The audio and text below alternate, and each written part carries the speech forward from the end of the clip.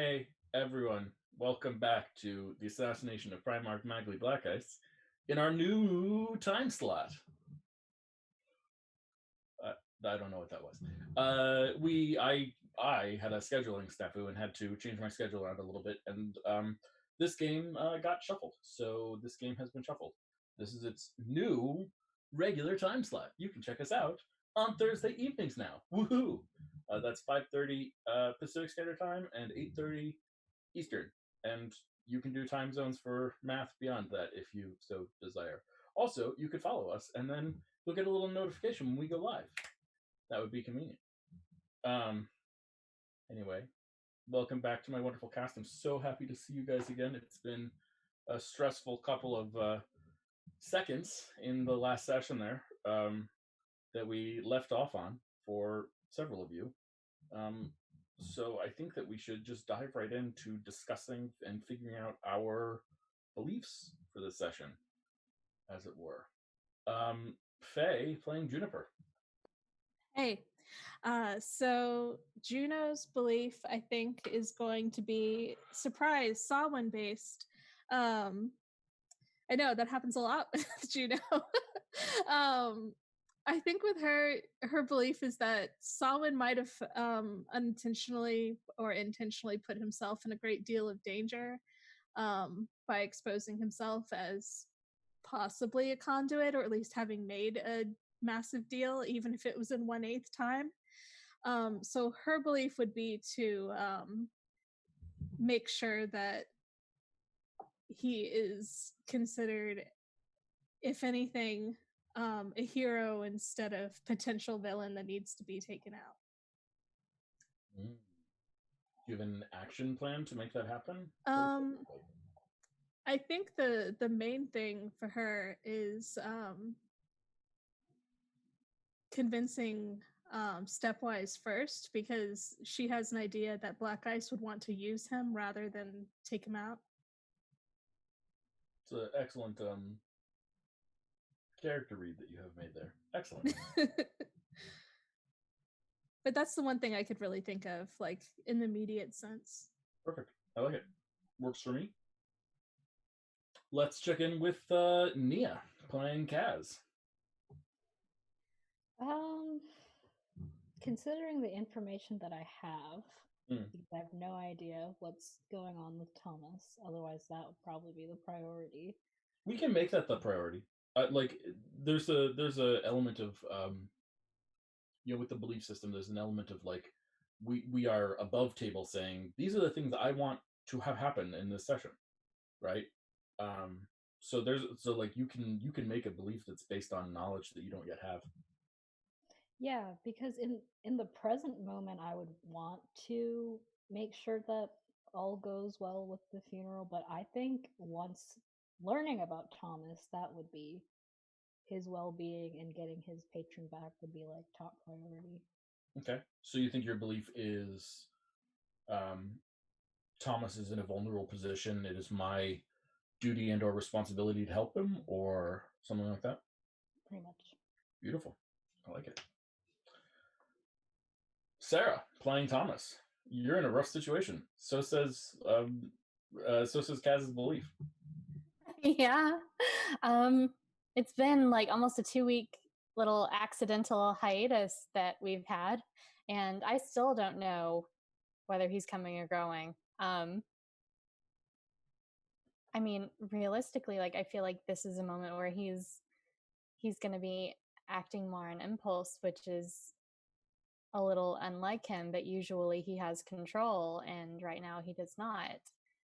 And this is triggering a few things for him that are similar to what he's experienced in the past that broke very bad. So I'm not really sure in what kind of vague terms I'm allowed to define this. I had a belief. I had this whole like theory about like Algernon and his friend Jiva and like trying to reach out to them, but then it was like, oh wait, no, the last conversation you had with Stalin didn't go A, B, and C, it went X, Y, Z, and so that would be different. So scrap that. Honestly, I feel like when he gets his head on straight, as it were, he is probably going to be looking to like cut out the bullshit about the situation and try to make contact with something old enough or knowledgeable enough or powerful enough to give him a heading on where to start looking for his friend. I can't hear you. I love it. You are in a position where you are feeling impulsive enough to respond to the loss of the chain or unnamed friend by reaching out to some other eldritch power. Is that what you're saying? Not even like eldritch, but like the group has accidentally been playing bumper cars with a few significantly powerful forces, and so he's got multiple options. The question is, which one can he survive? Which one will give him the most information, and which one is even reachable? And that may not all be the same thing, I know. Cool. That sounds like a great belief to me. Sounds deliciously impulsive for someone in their in your current situation. I love it. And last but not least, Jess playing Samhain. Hi, I'm gonna be channeling my inner chaotic fuck right now, and I am going to convince the Primarch of my usefulness to him with the stuff that happened at the end of the last session to be the to be the man on the inside, basically, and just kind of undermine him every step of the way now.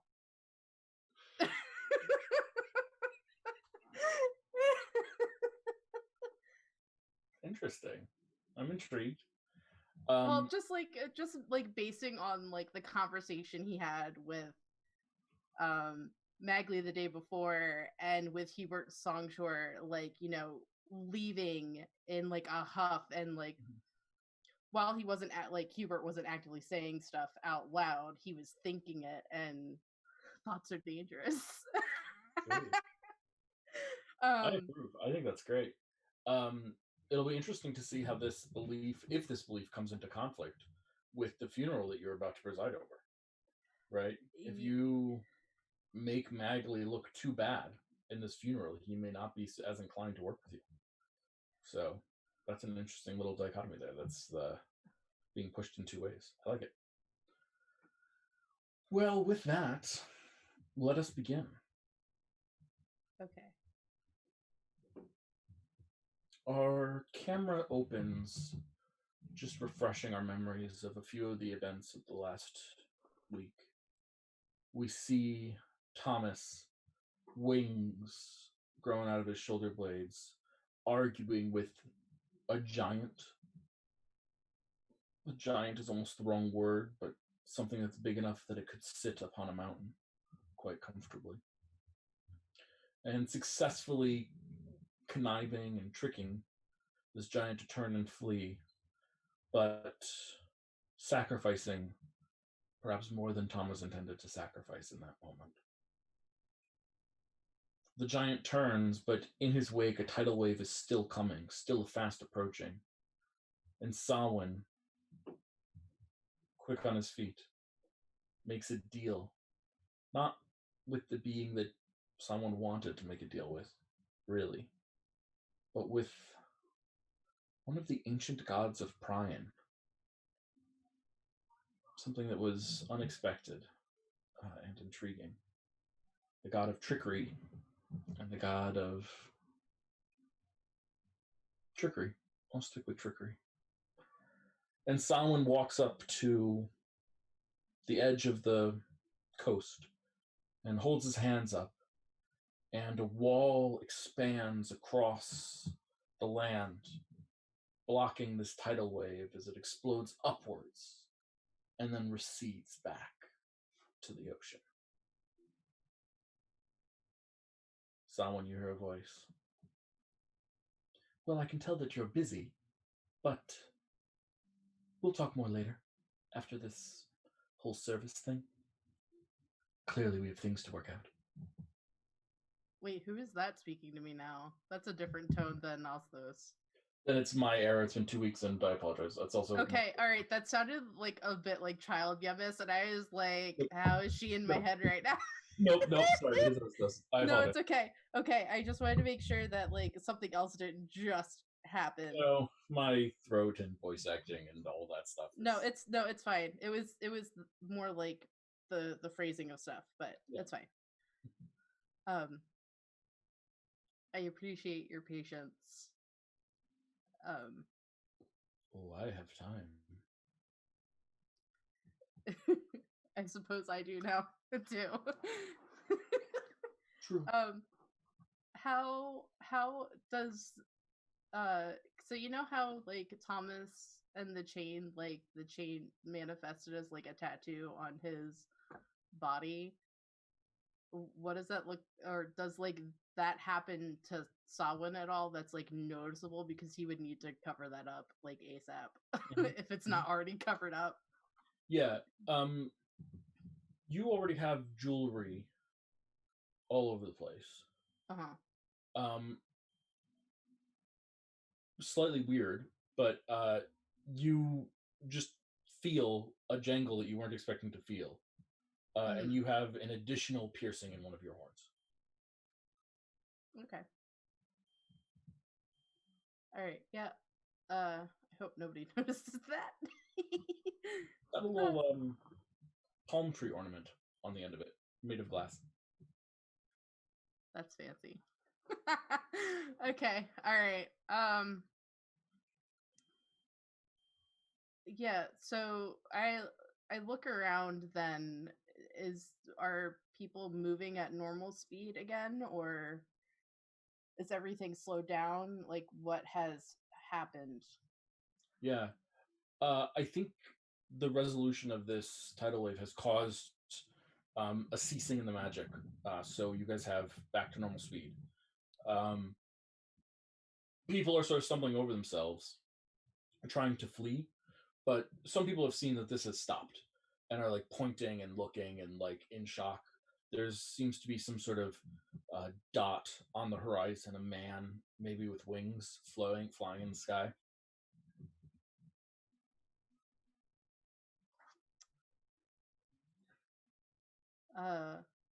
It could go either way. If you say everyone run for your lives, everyone will run. If you say, hey everyone, trouble's over, come back for the funeral, or Yeah. Something.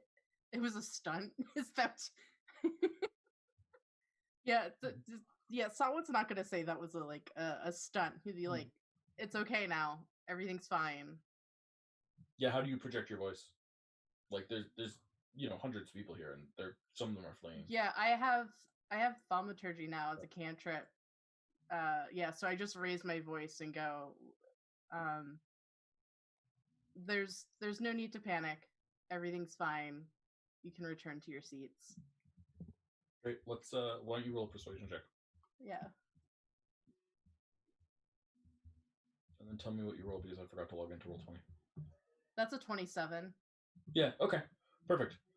So people immediately like, it's not that they're calmed down exactly, but they do like believe you, and some start returning back to their seats and thinking about what's been going on and figure out how to return to their spots. There's a fair bit of hubbub and conversation still going on, though. People are like talking about what just happened. This is a big event, and a lot of the city's most important people were here. There's immediately allusions to the explosion of the Grand Accord that people are drawing instantly. So, how does Magli look? Magli looks. He's got several advisors around him who are like speaking to him in hushed tones, and he's just sort of standing there combing his goatee. Does he make eye contact with me at all as I go to the podium or anything like that? Okay. Oh, that was one thing I want to do, or I guess like I'll wait until Thomas touches down, because Thomas has wings now, and we kind of need to deal with that later. So like if and when Thomas touches down, I'm just gonna. Can you do disguise self to just make things disappear, or can I make a specific part of like if I have greater invisibility, can I make You can do that. Sure. I'll allow that. it only lasts for a minute if I'm concentrating. Greater I invisibility mean, I doesn't think last do you have that long. invisibility. Yeah, I do have invisibility and greater invisibility. So. Invisibility will work. Invisibility lasts an hour. Okay, then I'll do that. Okay. Well, with so that, that people don't stare. yeah. Well, with that in our minds, let's just quickly check on Kaz. Where do you find yourself during this ceremony that's about to begin? I mean, I imagine I'm keeping eyes on Solon, so wherever he is. I have no idea that person is Thomas, I think, from this distance. Yeah, perfect. And what about Juniper? I think I'm going to be watching the crowd. I am a little concerned about the person who is flying, and I will probably try to keep an eye on them. But honestly, I'll be more focused on the crowd and their reactions. So I'm going to be walking around in the crowd, sort of, or just kind of sidling from group to group, trying to find a comfortable place, so to speak, and just listening in. Perfect. Would you like to roll an insight check on the crowd? Yes, please. Let me see.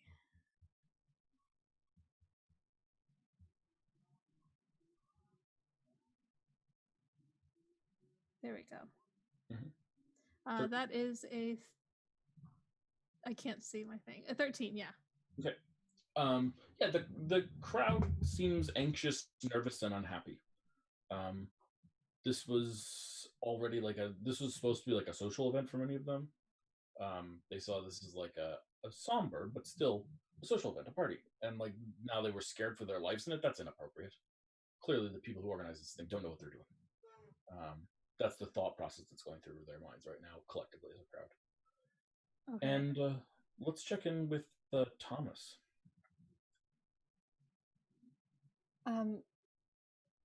So is he invisible? Not yet.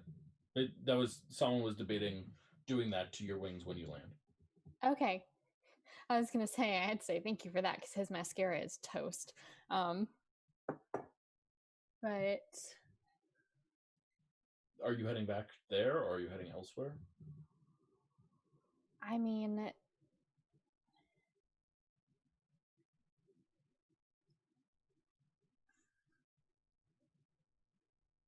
do what feels right.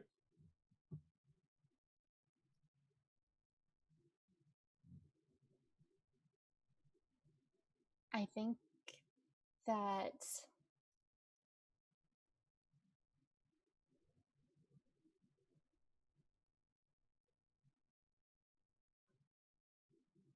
I'm not frozen, just a heads up. I'm thinking real hard.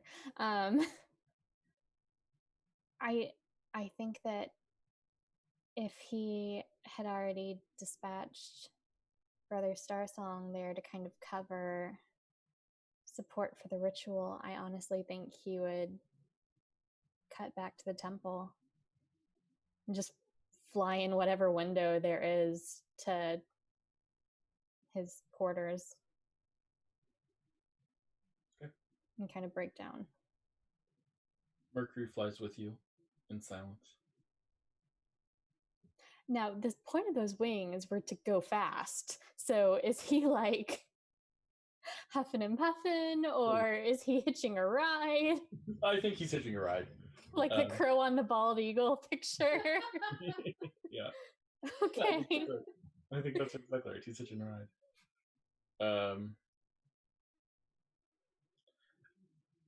If Mercury were to read your mood, would your mood be one that wants silence, or would your mood be one that like wants snide remarks in a sarcastic voice to attempt to calm you down or cheer you up? I mean, I think at this I'm more point, or less presuming that Mercury can get a nat 20 on an insight check with you. He's your familiar girl. What, like we live together or something? I think that it doesn't really matter because Thomas is screaming into a pillow. Fair. Okay, then he'll stay quiet and hitch a ride. So Thomas doesn't return to the ceremony, leaving no need for the invisibility at all. Samhain, um, there's tension in the air. The crowd seems tense and uncomfortable. They probably want someone to address what just happened, but you can do what you want. The attention is on you. I'll address it. So Samhain goes, well, when I planned this event, I had planned for the sun to be shining and the weather to be beautiful. But it seems that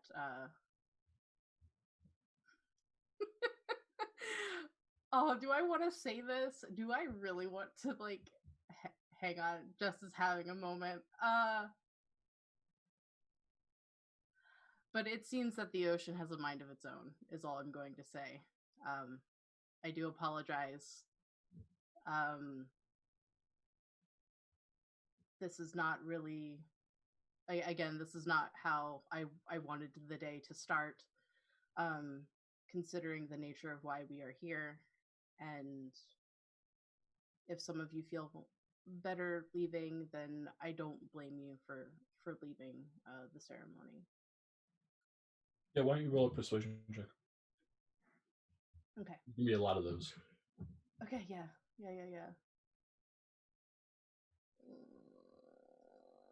17? Yeah. Seems like most people seem to stay. A couple people leave. You see, like, there's a mother with her child who leaves. You know, a couple of people who are just, like, nervous. That's fine. Is there anything else that happens? Magli speaks up and says, please listen carefully to what Samhain has to say. This is a service to dedicate to the memory of someone important to our community. I think it important that it not be interrupted, no matter the sign's importance. We can interpret these as we will later. Yeah, so Sawin's just gonna pick up. Again, I want to thank you all for being present today. There's already been a private ceremony to return the deceased to the deep. But this is, as you know, both a memorial service as well as an art dedication to one of our community members, a man whose extinguished light has now left the world a little bit darker. We are here to remember his light, his life, and to lend support to his family while they grieve. I would like to ask for your patience and your understanding. While I am a skilled musician and well-versed in playing for an audience, this is the second eulogy I've had to do for friends violently taken from us before their time in less than a year. Contrary to the popular adage, practice makes perfect, this is the one thing I will never have perfect. Nor do I want to be perfect at giving eulogies. Today, we are here to remember Garhaz Eddie Surge. While I did not know him in his youth, I did still know him. He diligently worked at the Soulwood Tavern as one of their many esteemed bartenders. While Garhaz wasn't much known for his conversational skills, he was well known for his passions. Serving his neighbors when they came to rest and drink, his fondness for food, and outside of his job at the tavern, his newly blossomed passion for botany. Garhaz was a candid and straightforward being. He never shied away from something new. He also believed that while we entered unprecedented times in Racy, that there were still good people in Isa'im who cared about their communities, their neighbors, their fellow global citizens, just like him. I believe that's why we got along so well. Garhaz was one of the first people in Racy to openly accept me when I moved from Terravest to deal with the loss of my best friend in the Grand Accord attack. He gave me comfort in my hour of need and was what every one of us should strive to be: empathetic, understanding, and not quick to judge. Maybe it was his career that gave him that perspective, to not judge. Maybe it was also Garhaz's unshakable dedication to the idea of what a community truly means. At this point in the eulogy, Sawin is going to look directly at Magli as he says this next bit. It's funny, in a weird sort of way, the things you learn about people when you spend time with them. I was the one to find Garhaz. It was so unlike him to not show up for work. What is normal for one cannot be said of another, and there is beauty in that. Much like how the clownfish can live safely in an anemone, providing a mutual but limited symbiotic relationship to each other. But the parrotfish does not perform the same role. But that does not make the parrotfish any less important in its role amongst the coral reef with its neighbors, removing algae, or in some cases, producing sand. That is what makes a coral reef one of the greatest marvels of the natural world. Now we're here. There's Remember applause at that moment. What? There's applause. How does Magli look right now? Intent. Focused on you. If you want to roll an insight check, you're welcome to. Yes, please. That's a nat 20. That's a 25. Yeah. He's trying to read you. He knows what you're getting at, and is wondering how can he manage to manipulate the situation to his advantage. I'd like you to roll another check, either persuasion or performance. I will allow here. Performance. Fuck! I got a nat 1, but it's a 14 total. Okay. Well, there's no nat 1s in skill checks, so it's a 14. Don't worry about that. Okay. Yeah, so at this point, after he says the thing about the parrotfish, he's gonna, stop looking at Magli. Now we're here, remembering a man who should still be showing up for his job, greeting and smiling at his neighbors and friends, being one of the many beautiful fish in the ocean that is Racy. I miss my friend dearly. I will never again hear his laugh, see his smile, watch him get absorbed in his work or his hobby. Garhaz's life was stolen from him. It has been 2 months since his passing. I pray that we receive an answer soon, and that those responsible are brought to justice. You're here. He deserves at least that much respect, as a friend, as a neighbor in this community, and as a citizen of Celestra. I want to thank you all again for being here. Before I officially conclude the ceremony, I kindly ask that those of you in attendance partake in an observation. The priests of Tamden have come at the request of Garhaz's family and myself. Grief is like the ocean. It ebbs and flows like the tide. We kindly ask Tamden to give us their blessing of fair winds and following seas to help us while we mourn the loss of Garhaz.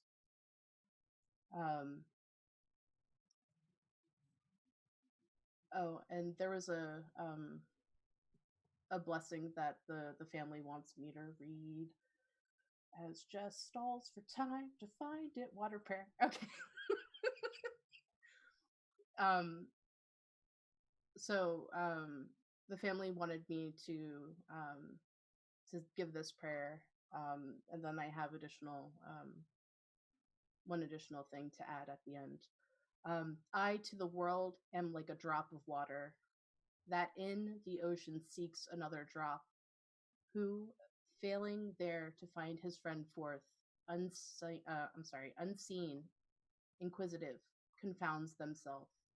So I, to find a friend and a family, in quest of them, unhappy, lose myself. Fair winds and following seas to all who seek friend and family. Fair winds to all. and then Sawin is going to pick up the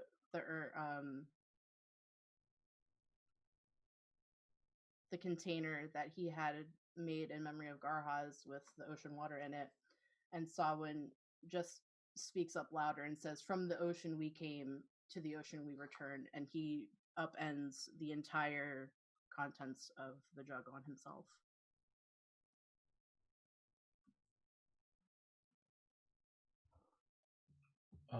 I know that Thomas is not here, but Sarah, you've put a fair bit of thought into Tamden and rituals. Do you have anything that you think that Brother Starsong would do here, in particular? And if so, if you'd like to add that. Brother Starsong at this point would probably he's got about 2 to 4 other mid-ranking priests there with him, and a handful of acolytes who kind of stand by, maybe not have been involved in something this big before, but it's like, everybody learns how to do this at some point. And they're going to start playing some metal bowls, just to kind of create like a soothing atmosphere for the people who are there mourning, and kind of fill the silence with something comforting as the priests kind of, I don't know if people are sitting in rows or like gathered in a crowd or whatever formation they're in, the priests are going to kind of disseminate throughout the crowd, and basically if people don't want this to happen, like they can kind of like hold up a hand or like just bow a little or something, but if they don't get any other sign, the priest will like splash a little bit of water from these individual bowls of seawater on everyone's kind of forehead area generally.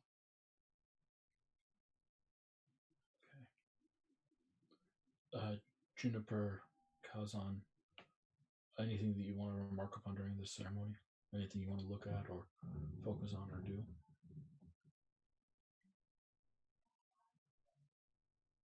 I'm just keeping eyes, honestly, on the crowd, and so is Lotka. Mm-hmm. Yeah. Do you want to roll a perception check for me? Should I? Or should Lotka? He's better at it than I am, to be honest. Roll for Lotka.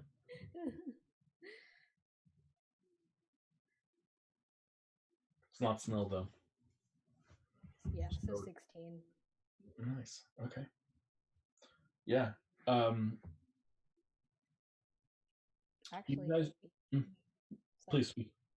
It's 18 actually. It's +3 to perception. Nice, even better. You guys become aware that there's a lot of politicians and wealthy people who have shown up to this event for some reason or another. Probably more than one would typically expect for an event like this. It's become, somehow this thing has become the social ticket of the season, as it were. And you become aware that there are 4 council members who, during this entire speech, are like glancing apprehensively between Sawin and Magli. Magli ignores them. He just stares at Sawin, focused the entire time. But they're clearly looking to Magli to get cues about how they're supposed to respond to this. Yeah, and so I'll tell you that. Yeah, I'll make a note of that. Do I notice the pallid one? Is he still around? Yeah, he's leaning against the cliff face, the rock face, behind you guys, and sort of watching the ceremony with mild interest. When you look at him, he like beckons you over.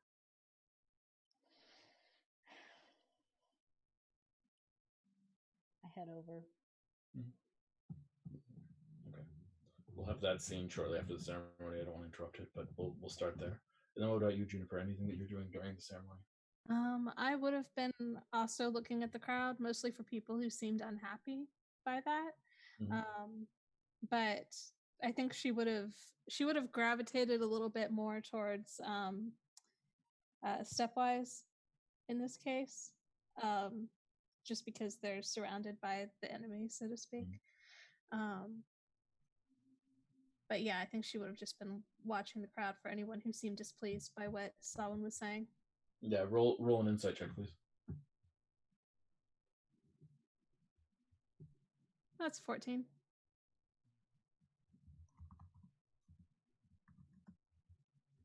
Yeah. So you're looking around, and I think you actually also pick up the same thing from a different perspective. And I think Mela, very quietly after the ceremony, whispers to you, "You see the lizardborn on my left? Mm-hmm. That's Ara Pale Whisper."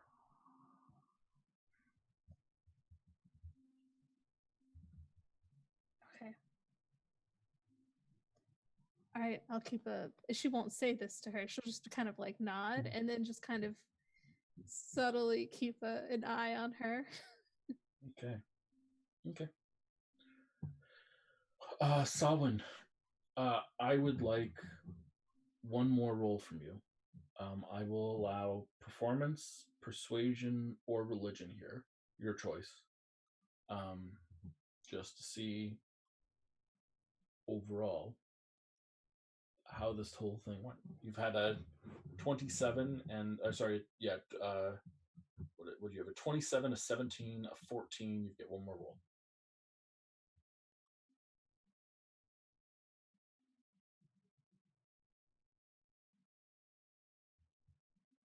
15.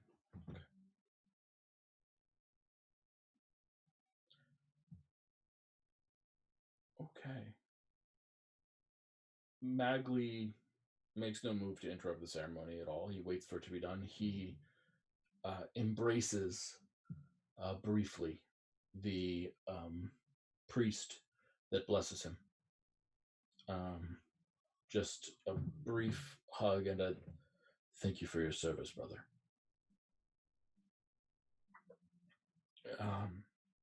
And then sort of glances around at the crowd, waiting for the religious aspect of this to be done, before he looks at someone in the crowd, makes eye contact with them. And all of you were watching him, or all three of you are watching him, so all three of you notice that he makes eye contact with someone in the crowd and just nods.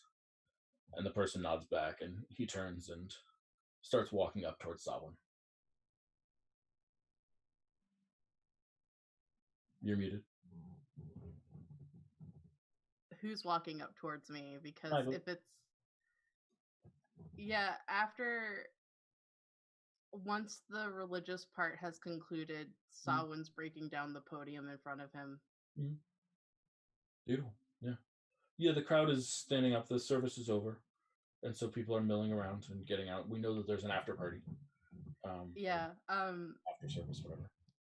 Yeah, so like Sawin is like breaking down the podium because he's gonna go stand next to the statue of Garhaz, and he's gonna like say his piece over there and unveil it, but he's packing down the podium because he didn't want Magli to think that he could just say something without giving Sawin proper notice. So this is kind of like Sawin telegraphing that like Sawin didn't intend for there to be any other speakers today. So Magli shows up with you, and his first instinct, the first thing he does immediately, is helps you pack up the podium. Do I know, like, who was the person he made eye contact with, and who?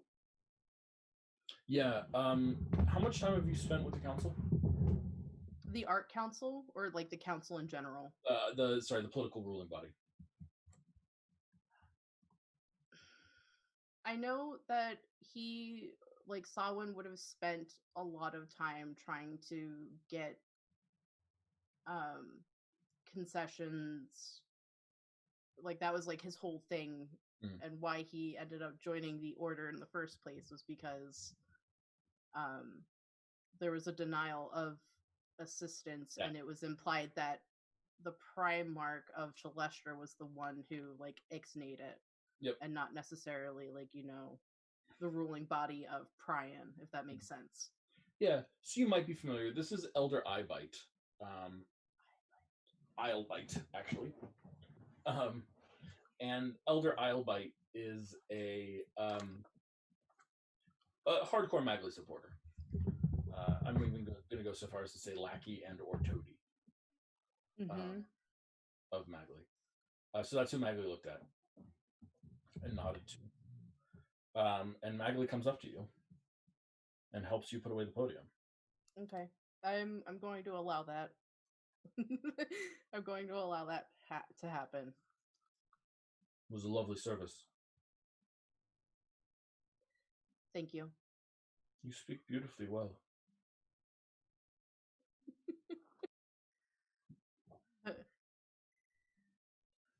At any other time, that would be such a resounding compliment. But it pains me that I had to hear it today. Yes, well, the emotion that you feel was evident in the tenor of your voice. It was, it spoke well of your friend. What did Magli say to me yesterday? That we should speak well of our friends. Yeah. And so Sawan's just gonna repeat that back to Magli. We should speak well of our friends. I liked your metaphor, in part.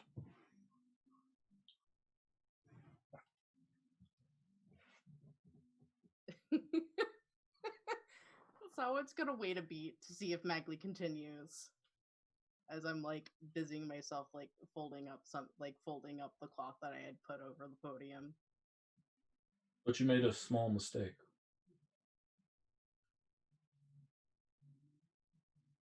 How so?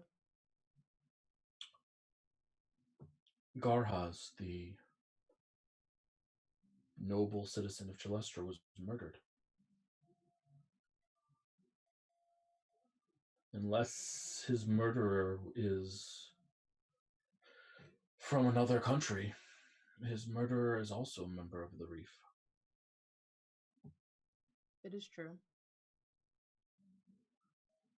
So then, that's how ecology works. Sometimes.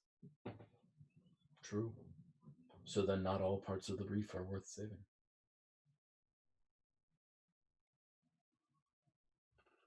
I like to think that enough of it is. And so do I. Oh, hey, hang on. Jess is gonna just have a moment. Okay.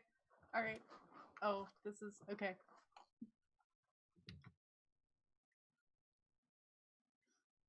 Yeah, so Sawan's just gonna button up again and wait for Magli to speak again. Well, anyway, I just wanted to compliment you on this exquisitely done service. I must ask, though, and I'm sorry to do this to you on such a day, but it's a matter of some security for the world. Do you have any knowledge about what caused this tidal wave? Ooh, how do I want to play that?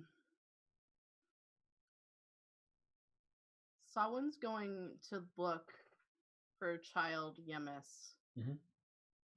And like he's gonna like cordially touch Magli on the shoulder and just look at child Yemis and say, well, didn't your pet not know? Yeah, so child Yemis, because what could possibly be creepier? Child Yemis is playing like soccer with the woman that's accompanying Child Yemis that we've all seen does not like really have a personality at all or really is anything. Magli looks back at you as you say that, says, "Ah, I see." Well, thank you for your help in that as well.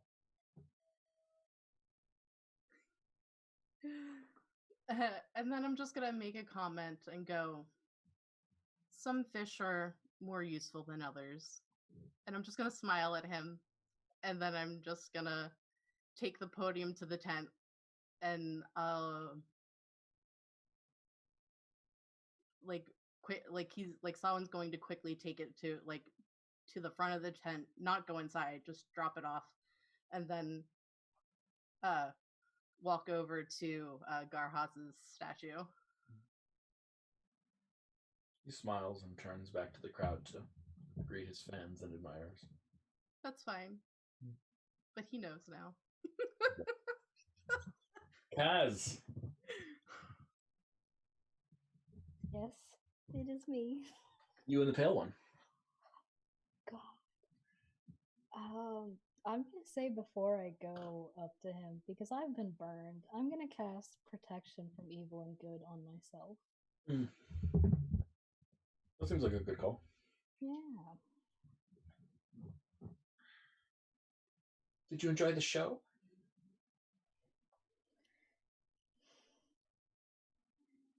Did you? Because that didn't seem like much. Yes, he's always trying to one-up me, but I don't think he succeeded this time, do you?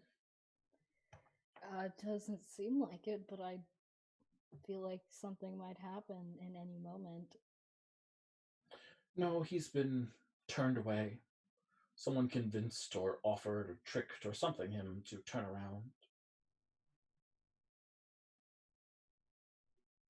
Do you know who? Do I know who? No. Do you? Interesting. I've been here the whole time. So have I, but that doesn't mean I don't know things that are going on elsewhere. I'm not you. Evident. Mm-hmm.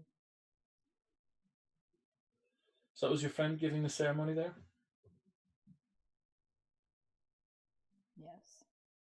And your friend that's dead? Yes. Am I of interest to you now? I haven't decided yet. My soul's kind of already, like, I already got someone. So. Really? He looks. Can't Oh you yes, you're tell? tied to the girl over there. Yeah. Do you know her? You know her?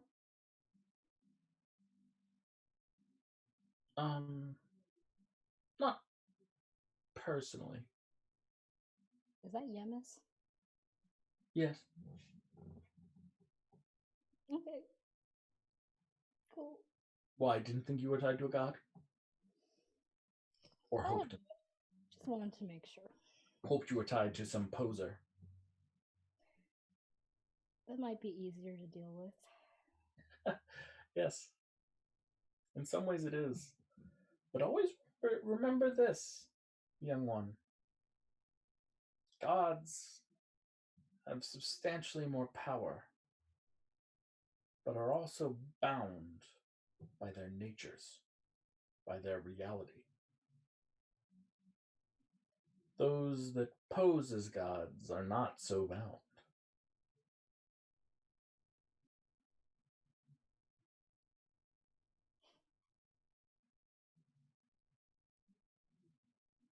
Maybe so, but that doesn't get my soul any less unchained.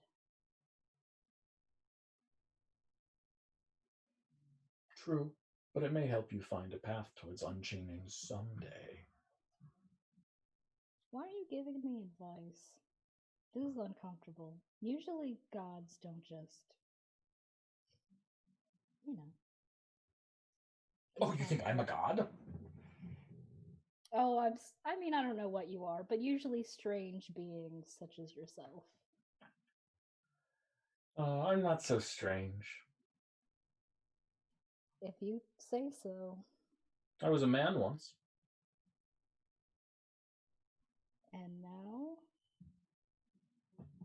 Less so. Yeah, you're not. You're undead. A lich. Oh, okay. Deep breathing inside. Does that bother you? I've just never met a lich before, you know? Ah. It's my first time. Well, all the horror stories they say are probably true, but think of them in a more kind light. We can manipulate our freedoms as we see fit.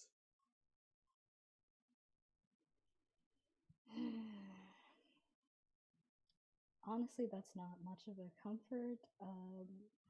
Still don't really understand why a lich would be interested in giving me advice. I foresee the potential of great trouble that you might cause. That's kind of what I do, so I feel like that's not a very astute observation. Even for one who met you yesterday? You're a lich, so shouldn't you know things anyways? It's I not. like it. I like it. Fair enough. Maybe it's not an astute observation, but I see you causing trouble, and I see you causing trouble for people and or entities that I wouldn't mind trouble being caused for. Hence the advice. I offer it freely. You're not worried I'll cause trouble for you. No, not especially. Why is that? Yeah, maybe. Why? I don't know. You tell me. Just because you're a paladin and I'm a lich? Kind of? If it makes you feel any better, I don't typically spend that much time in Chalestra. Well, that's good, I think. Hence me not worrying that much about us crossing paths. You seem tied here. Yeah, probably. So you're not staying. Is this whole thing over now? You don't Oh, I think just came to see the tidal wave and the destruction that it wrought, which was negligible, and so I think my one-upsmanship game is over, and I shall leave and craft a delightfully cruel and mocking letter to insult this poor idiot for his attempt to flood a city and fail so miserably. could you not do that maybe? Just I mean, I know you're gonna say no, but I thought I'd ask. Because I feel like if he gets pissed, we're gonna suffer for that. What makes you think I care? It was worth asking. Maybe. Well, it was nice to meet you. I can't say the same. I knew you wouldn't. Fairly well. He turns and starts walking away, leaning heavily on his walking stick.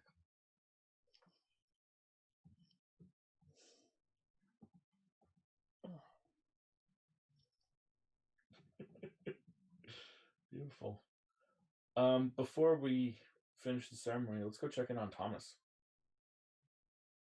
So, Thomas, you fly rapidly to your own temple. Mercury riding on your back.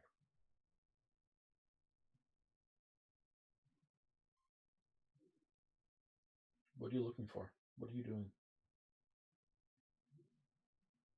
I mean, like I said, he would just fly right in his window and kind of break down a little bit. It's not that he necessarily was looking for something there, but I think when that moment passes and he starts to pull himself together a little more, I won't say that he's functional, but he is feral. So I think the first thing that's going to come to mind, well, okay, what happens to the wings? Mm-hmm. Yeah.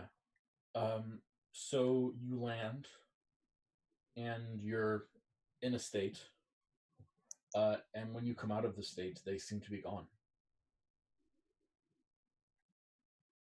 Okay.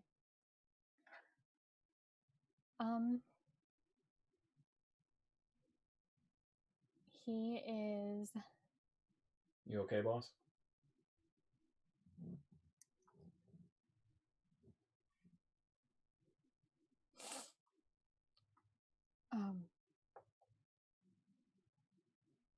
No, I don't think so. We've got work to do. Where do you need me?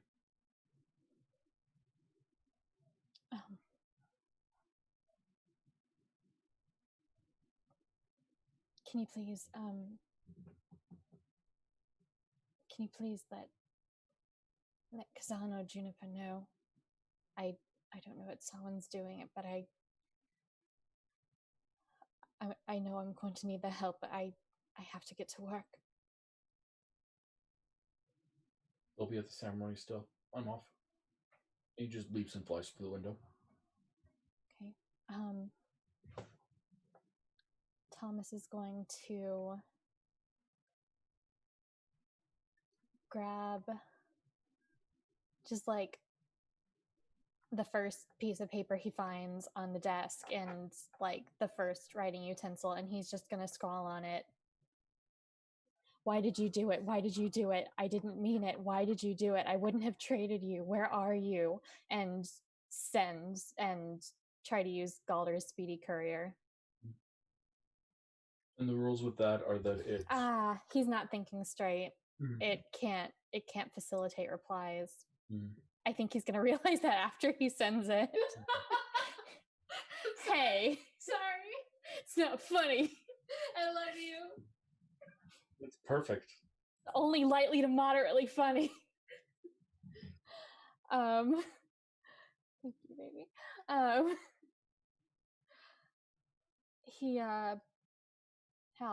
He's going to okay, he's going to run out of his room and he's going to walk directly into the receiving pool in the main area of the temple. And he's just going to pray and pray and pray and try to make contact with his God in any way that he can. And he's just going to like stand there with like his palms up, just like praying, like, please, please. He said he was your friend. Please help him. Please tell me where he is. And there's no spell or anything attached to it, but he's just...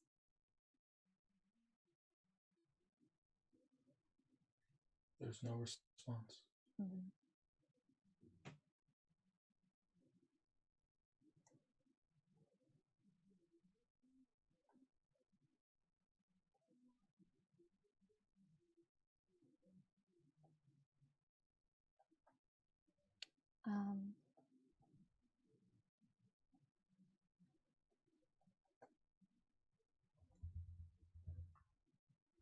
I mean, I honestly think he's just going to walk back out and not even mind like the trail of water leading back to his area. He's probably just gonna pace and try to think until somebody gets there. Okay. Mercury arrives at the ceremony, and I think he lands first on Juniper's arm, just right there.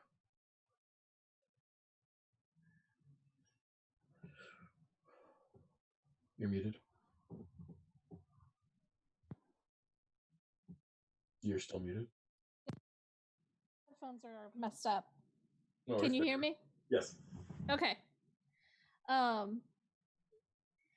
Yeah, she'll be like, "Hey, where did Thomas go? What's up?" He needs you. He's back at the temple. Okay. All right. Anything to do with what just happened there? Yes. Okay. She'll look over at Stepwise, who I'm assuming is still close to her. Yep.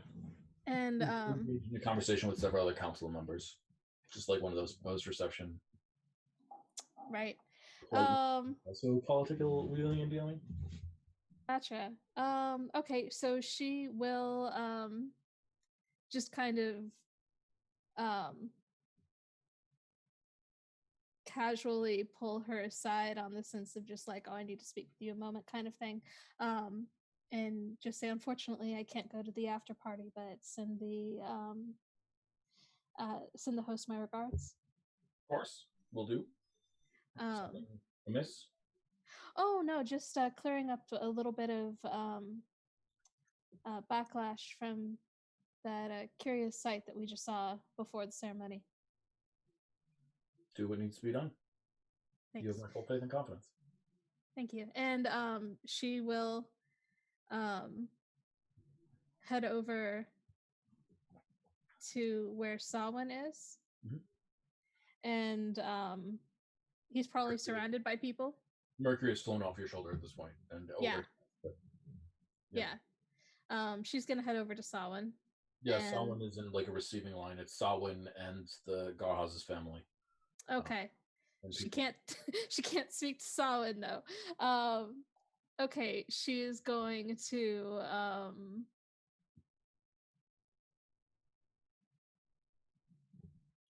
shucks, she can't do sending either, I don't think.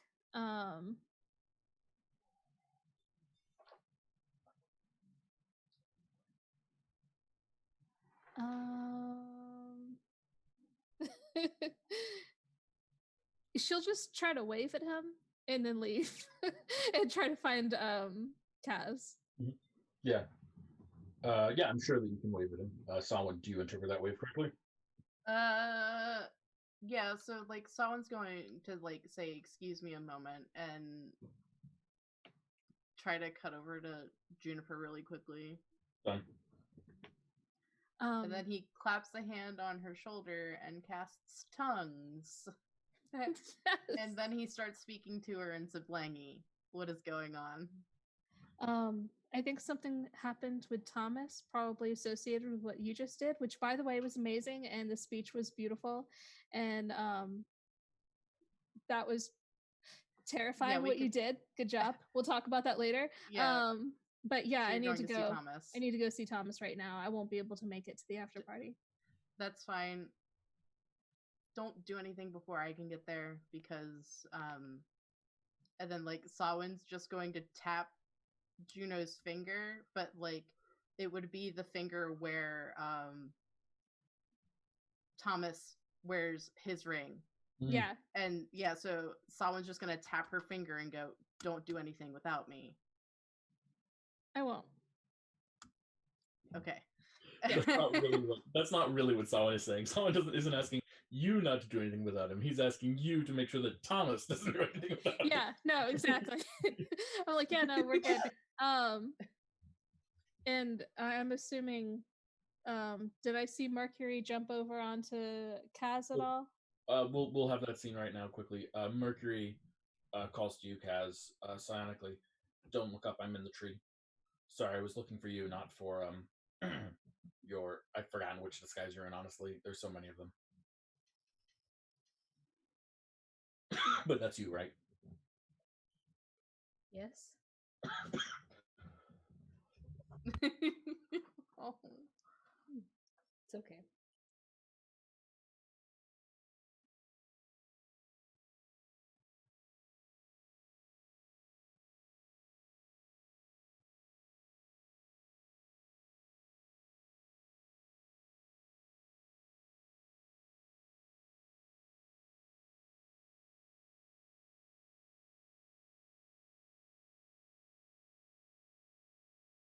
You're still muted.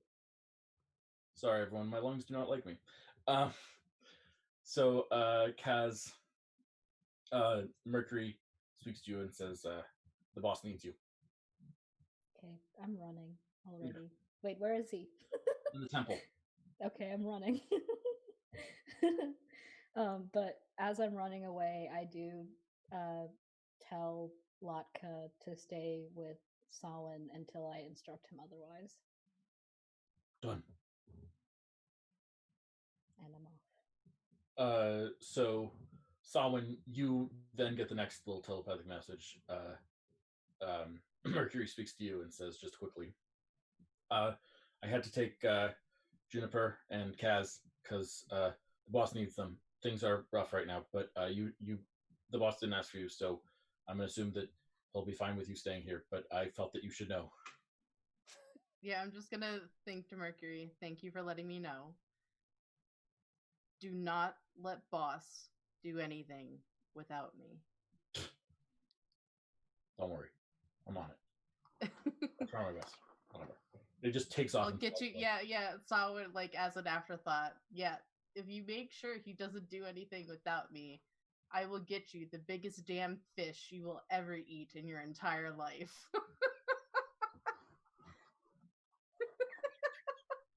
Yeah. He is folk stuff that he does not care nor respond. This was Thomas's patron, of course, but this is the patron that brought Mercury to Thomas too. Yeah. And Mercury hasn't really said much about it, but basically the patron was always a quiet reminder in the back of his mind, calming sea waves that is now gone. So he is in honestly a similar state to Thomas right now. And if you would like to roll an insight check, you will hear that on a very low DC. 24. Yeah. If he thinks that he has a chance, he's going without you instantly. He's encouraging Thomas to do it too.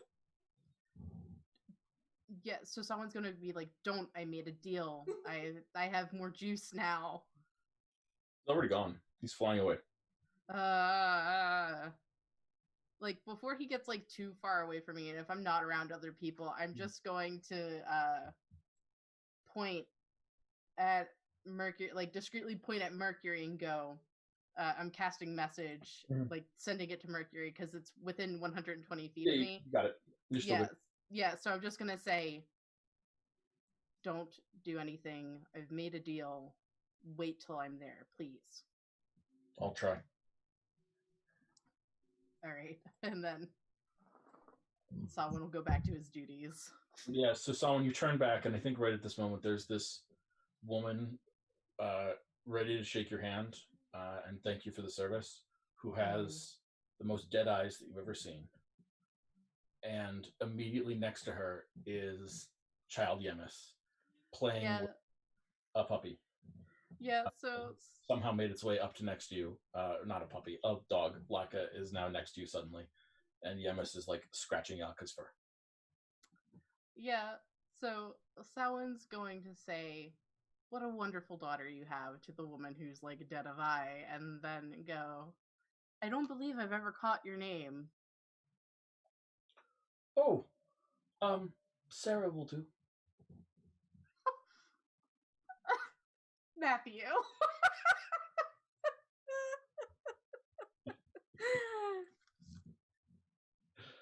Is that Sarah? No H? Sure. No H. I'm kidding.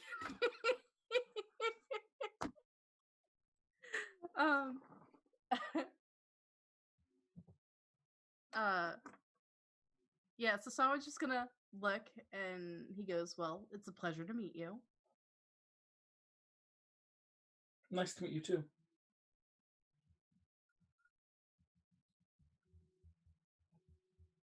Okay.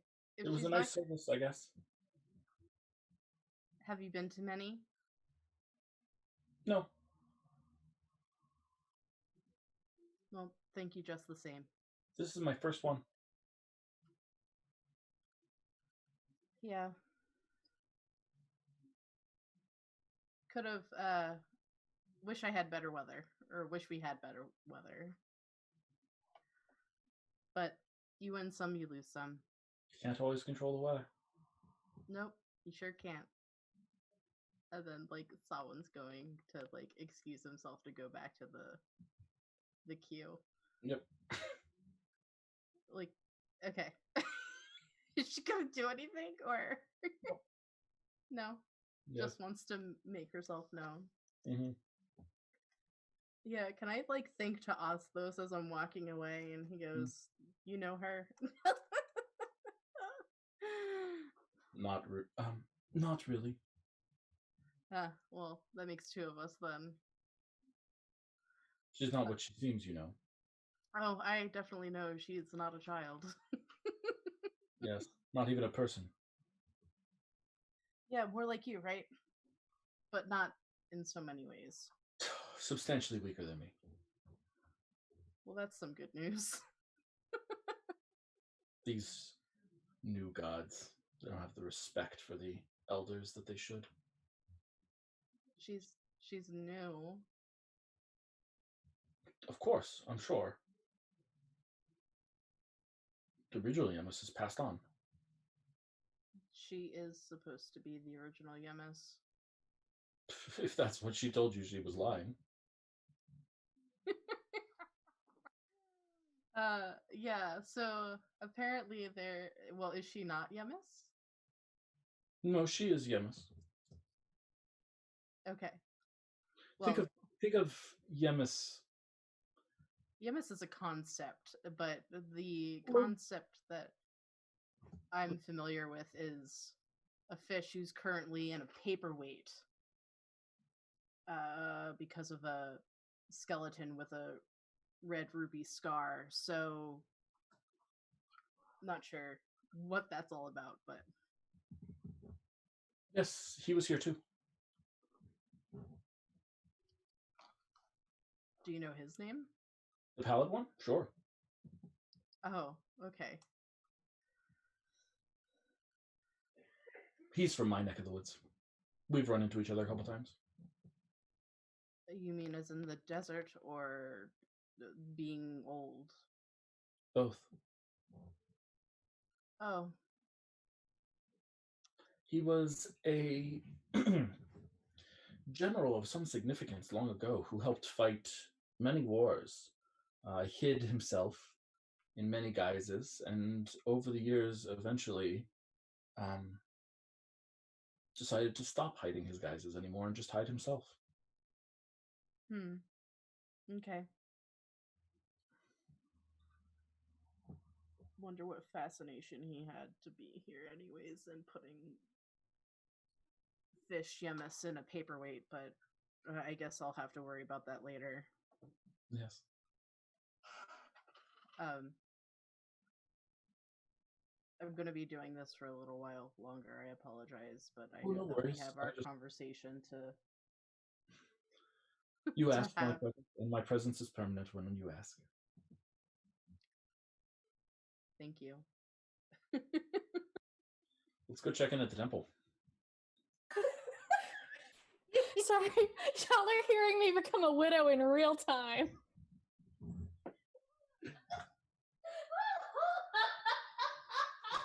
What's going on?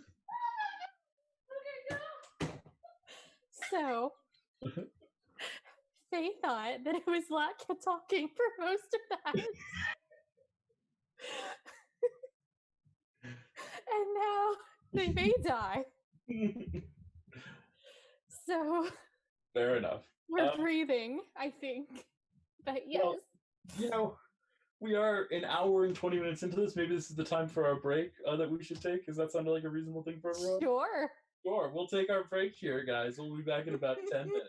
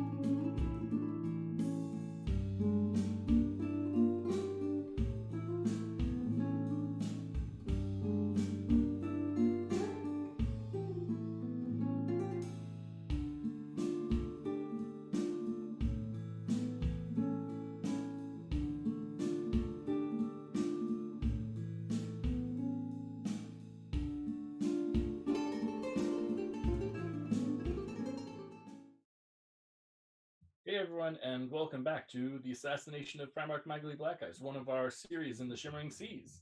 We've got a whole saga of shows that are taking place in the Shimmering Seas. You can check them out on Thursday morning, Thursday evening, and Sunday afternoon. Something like that. That sounds roughly right. Yeah. Wow, our schedule is now Thursday, Sunday. I don't know how I feel about that. I have to think about that. Whatever. Till now. Yeah, we've got a whole series of shows that are taking place in the same world at the same time. Sometimes these shows affect each other in positive and or not positive ways. It's a little bit of a mess sometimes, and it's a lot of fun. So come check out some of our other content. We also have a show on Friday where we check out lots of different RPGs, trying out different systems, doing different things, all sorts of good stuff. Nia, below me, or beside me, or wherever she is one of the regular cast members of that show. And right now, Faye, also somewhere near here, is our guest star on that show as we play a game called Quest RPG. If you've never played Quest, it's very simple and sweet, and a good beginner introduction RPG in many ways, and I highly recommend it. I particularly recommend playing it with young people, but it's working pretty well for us too, and we'll see where that goes and what that leads to. All sorts of fun stuff. As always, I'd like to take a moment here to recommend that you, yes, you, person who is watching this, take a moment to think about what your life is like, what privileges you have, and how best you can use that privilege to support people who do not have that much privilege, who have less privilege than you. What does that look like for you? Is that donating time? Is that donating money? Is that donating resources? I don't know. But I guarantee you that there is someone, if you, just by virtue of the fact that you are in a position where you can watch this show, you are in a position of some degree of privilege more than other people. And if you can find a way to bend and help them, that is a good thing for you to do.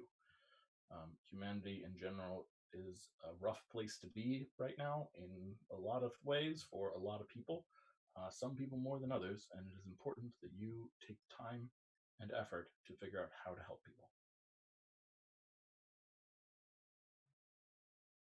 And with that, we're going to get back to our show. So, Kaz, Juniper, you guys running through the city early pre-noon, like 11ish, post-ceremony, post-service, making your way through the city, running relatively quickly. It sounds like you guys are moving as fast as you can. I'm betting that Kaz can move faster than Juniper, just a guess, but I may be wrong about that. So Kaz, you get there first, and or would you wait? Kaz, would you wait and run with Juniper? Well, has it been an hour since the ceremony and everything started? Because I cast Disguise Self on myself back then. Yes, the ceremony was since you got there. I'd say it's been about an hour. Okay, so my disguise drops, and I'm not waiting for Juno. Perfect. Yeah. Yeah, so you get to the temple first, probably at the same time as Mercury, and you get in, and it's very empty right now because most of the Brotherhood has gone elsewhere. Most of the Brotherhood, that's such the wrong word, whatever. Most of the religious acolytes have gone elsewhere, and a lot of the people who were here, it's kind of a nice day, so a lot of them are going out to try and regain some semblance of life, if they can. And so you get there and you see that the big pool of religious water has been splashed around substantially, and there's a drag of wetness that's leading to Thomas's room. I head that way. Yeah.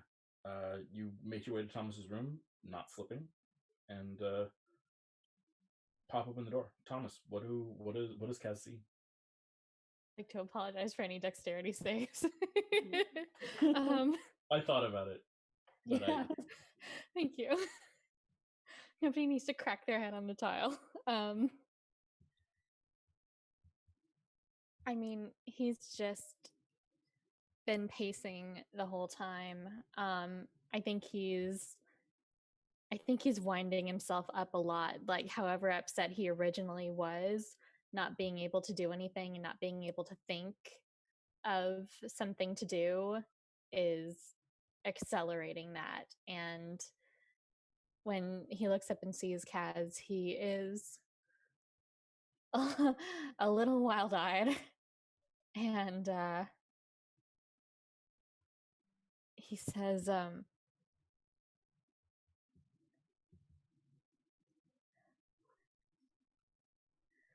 it was an accident. He's gone. And I don't know what to do. I'm gonna flip my outer robe around so it's covering my front and envelop Thomas in a hug. Yeah, okay. He'll lean into the hug. He just kind of starts spilling everything that happened. Like, I don't know when Juniper is going to arrive, but he's going to start explaining about that morning and the sea level and tidal waves in general, and about trying to lead it away, and when it didn't work, trying to get its attention, and when that didn't work, just I would never gamble with anyone but me. I would never. What if he thinks I threw him away? He doesn't. We don't know that. What if he's in pain right now? The Kraken is supposed to be brutal. What if he accelerates it? What if he's in pain right now? What if he's in pain at every moment and there's nothing that I can do? He knows. He knows that that's not what you meant to do. And I can't speak for what he's going through right now, but we're going to get him back. And any suffering he endured, that thing will endure 10 times over.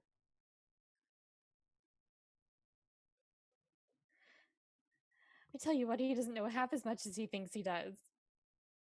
Juniper arrives. Hey, what I meant.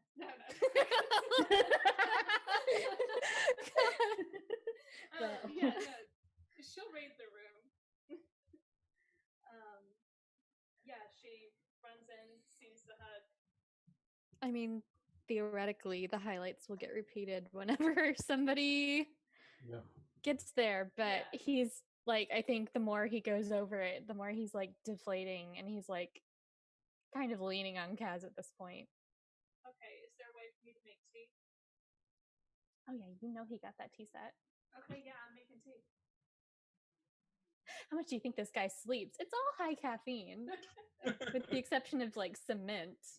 But yeah, we're gonna find the one non-caffeinated tea, and yeah, she's gonna start making things kind of more comfortable in the area. I'm gonna like look for a towel, but I'm guessing there's not one that's just out, so I will just grab your bed sheets and wrap you in that. He allows this to happen, and he's so tired, and he's very confused. You're soaked. I don't want you to catch a cold. I was praying, and I tried to reach out to Tamden. During a ritual recently, I thought I might have been able to make contact somehow, or maybe I was deluding myself, or maybe something knew that I expected to speak to the god and decided to try to send me some sort of message itself to throw me off, but for some reason I thought that prayer might work, and it didn't, so I came back here. Well, I've got to keep trying though. Well, I might have a way to talk to him. You know how I talked to that one person, India? Oh, with the feather. I might be able to do that. I mean, how would that even work? I can remember how. I just can't do it right now because I'm out of juice. She's trying to be very careful about how she says this. Was there no juice at the wake? I spent it all talking to you. Oh. My apologies. So Juniper, you're being very careful with how you say this, specifically because you don't want to clue in Kaz, who's right here with you. Yes. Yeah, just I want to clarify for other people. Yes. Because Kaz's mom didn't want us to tell her. What happened in town? It didn't look like anything actually made an impact. Was everything okay? What happened at the ceremony? Hold on. I'm gonna cast Private Sanctum. Give me a minute. Everyone talk amongst Casting yourselves. Private Sanctum in a Private Sanctum. Okay, so first up, everyone have some tea. Let's relax. I don't have scones, but we'll make do with what we have. And Blackberry works downstairs. There might be some scones just like waiting for you. Sweet. Yes. Yes, they are. Yeah, so take the 10 minutes to cast Private Sanctum. Perfect.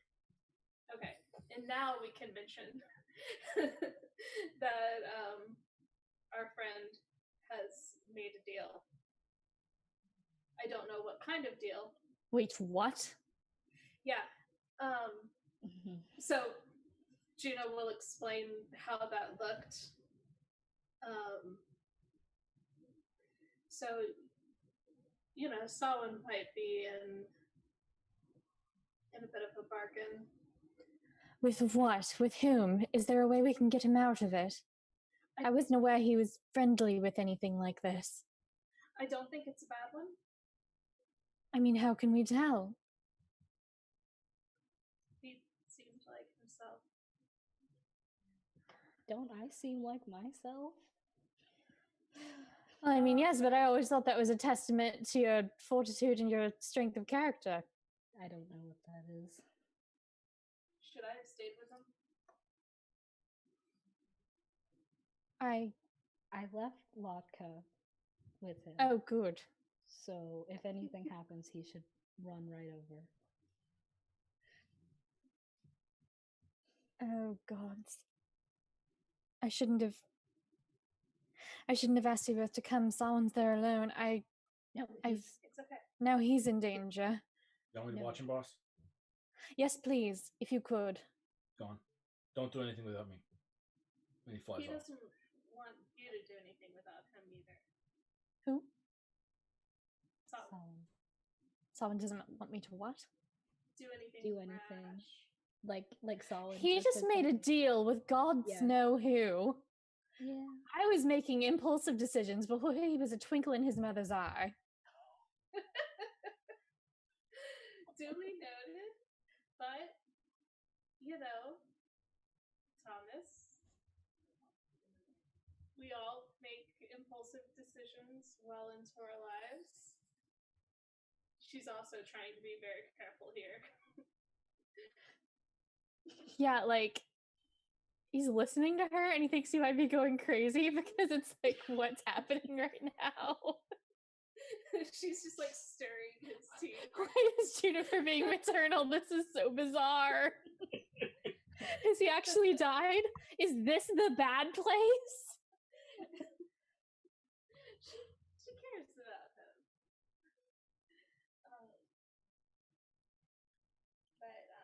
Okay, so we need a plan of attack here, obviously. We can try to reach out to him. We can, Solomon can definitely reach out to him. I mean, do we know that? Potentially. I have no idea what goes on when... I mean, the last time we tried this, it was ages ago. We cracked his horn. I don't know. Well, I suppose it's been done since then, but I mean, I don't know what goes into it. He's pretty... I can't... I mean, we pumped him full of spells today when he tried. His over the table laughter.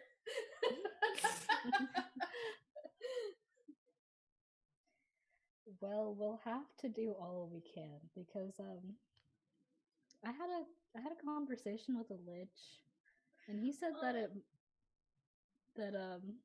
he was gonna send a letter, and that might piss him off, and he might send a letter to whom? You know, the Kraken. No, the Krakow. The Kraken. The Kraken. Oh, Kraken. the Kraken. The Kraken. So this thing knows where to find it. They're friends, I think. Oh no, Thomas. Where was it? Thomas. Where did you leave it? Well, he walked away. He was at the funeral ceremony like the whole time.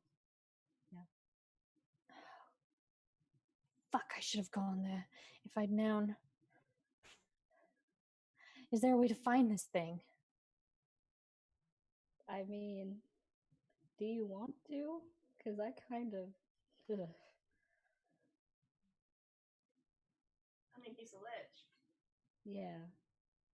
And I mean, I consider myself reckless, but I just kind of let him leave. If it knows where to find him, if it's friendly with him, if it knows where it would go or what it would do. Well, let's try our options first. That's valid, but I think we need to have a solid plan and solid protections before we go after the pallid one. I don't know that there's a way to do this safely. Probably not, but we should at least be full power and together. There's so bloody much to do. There's still a fucking plague in town. We're still reeling from the covering coming down. Blackice is running around God knows where, doing who knows what. And now this is happening. Well, it's okay. I'm talking to the plague in a few days. Huh? We'll work that out. Say what? Nothing. It'll be fine. And No, really. Everyone's doing so many things. Let's get the whiteboard. Look, it'll be okay. I got a plan, but And like we have one person whose soul's not like tied to a god or anything like that. But I know I'm kind of Who? surprised by that. I feel like we should like have one person who has complete free will. I have complete free will. You do. Yes, okay, you do. You do. But we should not add to the growing list of people who have made deals with gods. It's not so much a deal. What? He's my friend. Oh, I'm not talking about you, Thomas. I was talking about Juno. I Yeah, understand. no, Your thing is completely different. Like, oh no, I'm not talking to plague. I'm talking to a person who made a deal with the plague. It's a little more comforting than maybe a way Yeah, to because you said actually you protect probably- you. But I To did the kind of plague. talk to the plague already, and he did try to have me make a deal, but I didn't. So there you go. Oh, It's God. fine. It's fine. Wait, are you telling me that Blackice could be deathly ill right now? You know what? Never mind. That's a crazy idea. Never happened. Yeah, I don't think that would have been a good plan. But we'll knock everything out one thing at a time. I think the top priorities are going to be Kaz and you and your friend. And I and can't Solid. I can't justify asking for any of your help with this, really, but I would be so grateful for it because I know that Kazan, we cannot let you get snatched away again like that. It's Yeah, I was gonna say don't worry about me, but if I want to be here to help, I hope that can happen. We'll sort it out. I'll sort it out. You should focus on Thomas's deal. you know we had our misgivings about you know who about just saying your lady friend doesn't come off quite right. Lady area. Who the fuck cares if anyone's listening at this point? Is anyone listening out there? They're not. I have. Oh, Try you that same cast the thing. thingy. Okay.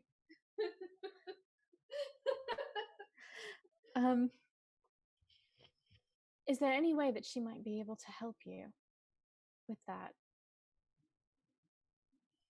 She From our seems last- to regard you fondly.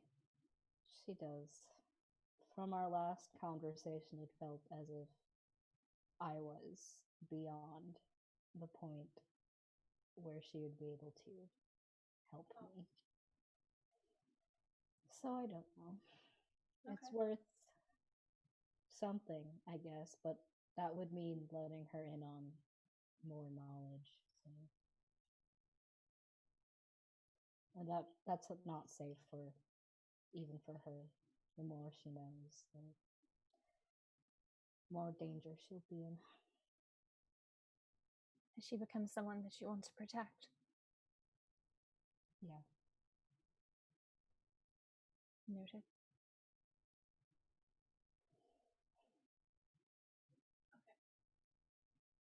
let's pause this scene here. We can continue it in a moment. But let's go check in with Sawin at the reception. Where's Sawin? Hello, hi. So we decided. I do want to, like, before we like go to the reception proper, I do want to let everybody know the placard that's on Garhaz's statue. So it's a statue of Garhaz. He's smiling. There's potato flowers at his feet. There were 3 stems. One of the flowers is missing, like we established last time. But the plaque reads, Garhaz Eddy Surge. A man, life stolen while asleep, now he rests in ocean deep. May he overwatch us, keep, as we for him justice seek. So that's what's on his placard.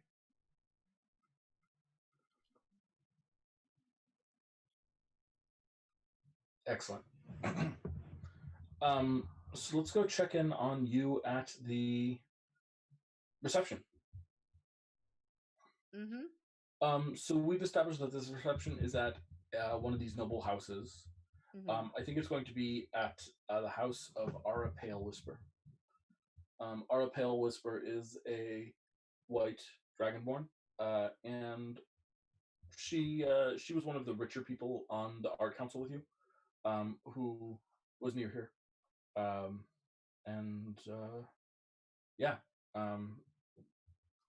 she's very happy to talk to you and welcome you to her home, where she has refreshments waiting for everyone, and Garhaz's family are given guest of honor spots. Yeah, so I'm gonna thank her again for hosting this event at her home. Oh, of course. It is my pleasure, Sawin. After all the effort that you put into this beautiful and powerful and moving public ceremony, I had to do my best to help. Is she being facetious with me right now? Or like, is she check. not being like not genuine with me? Is she just Roll an insight check? 21? She would view it as being polite, but is she like over speaking to be polite? Yes. Okay. All right. Yeah. No. I'll just again like thank her very deeply for opening up her home. I found your speech quite illuminating.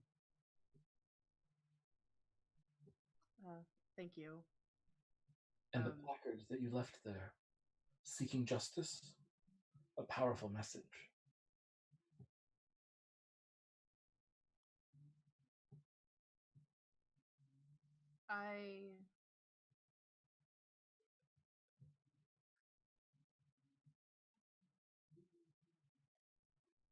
All I want is for his family to have answers, because currently this makes 2 of my friends whose families do not have answers. And it fills me with a great sadness to know that they cannot be at peace.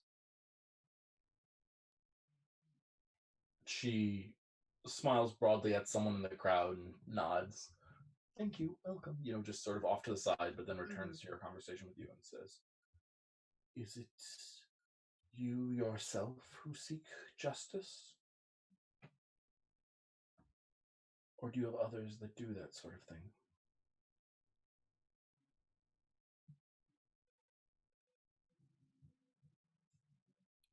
This is just the player. I don't really know what she's... well, can I clarify over the table what she's asking me? She's asking me if I do the work myself or do I hire it out to other people? Yeah, I mean, or like, are you trusting the guards? Are you trusting this process, or are you doing it yourself? Is justice something that you are working towards? I'm going to phrase it this way, in that I am doing my best to whatever capacity I have like I said today, I was the one that found him, so I'm currently working with the guard, but I things aren't moving as quickly as I'd like, which is sometimes just a nature of the process. But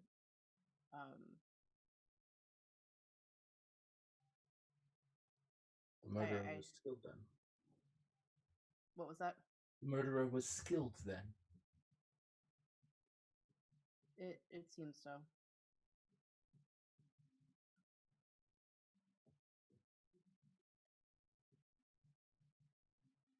And forgive me for speaking bluntly. Have you ever sought justice outside of the confines of the law?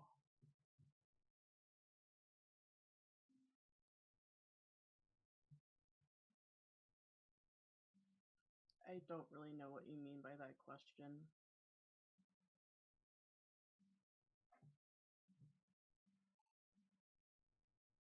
Then perhaps you're not ready yet.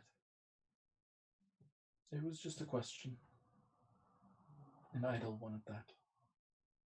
Trying to know who you are, Samhain. Trying to know what you stand for and what you believe. Do I, over the table, do I know how, like, because, so she's on the art council. But she's not in the council proper. No. Roll a history check. Yes, please. Oh, that's 5. Yeah. You know, what do you know about her? You know that she's incredibly wealthy. You know that she's on the art council. You know that she was placed there by someone you don't know who. Because she wasn't one of the ones that you picked, but you knew that you needed money people, so you accepted a fair number of money people onto the council out of, like, we need money people. You know that she's not from Racy, the capital city. She's from one of the islands and has moved here relatively recently. Okay.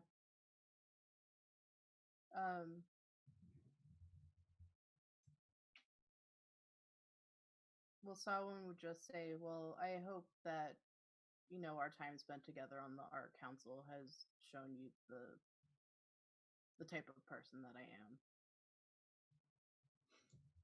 It has shown me but one facet of yourself. I have come to believe, from looking at that facet so intently as I have, that you have other depths, other passions, other hobbies and ways you spend your time. So someone's just gonna say, well, I wouldn't be a great musician if I was only good at one thing. Very true. Very true. And spoken like a true artist. So someone's gonna say jack of all trades, but master of none, but that's still better than being a master of one. I think you give yourself too little credit. But I might be wrong.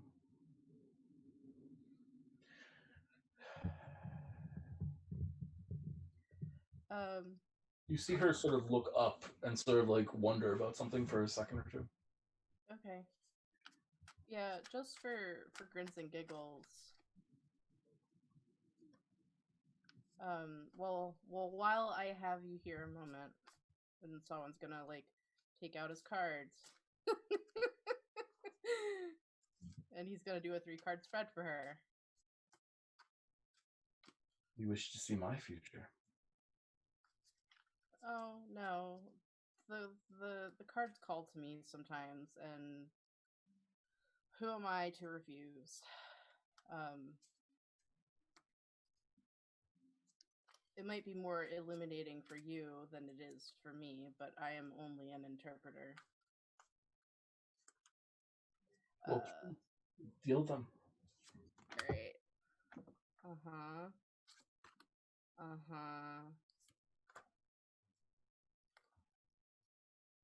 Alright, so that's 3 of Wands, 7 of Swords, 4 of Swords.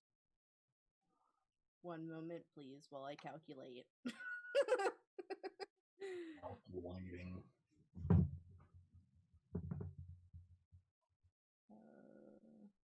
Wands, 3. Yeah, so the first one that he flips down is the 3 of Wands, and they're facing her. He taps it and goes, obstacles, delays, and frustration. Though you have made plans and are looking towards the far future, you are encountering many obstacles and blockages that you did not expect. Remember that these obstacles are part of the story that you are meant to tell. The next card, like I said, is the 7 of Swords. Fuck. All right, that's just beat the card. The cards are assholes. 7 of Swords. Deception, trickery, and turning a blind eye. Deception is at work here. You might feel pressured to be dishonest in order to achieve your ambitions, hoping that these lies have gone unnoticed. This card is a warning of how difficult that can be. And last but not least, the 4 of Swords. Transition, leaving behind and moving on. So a journey far from home has been initiated by past sorrows, but this journey is something that must be undertaken in order to move ahead. You are leaving a painful place and going to a distant environment that promises more potential.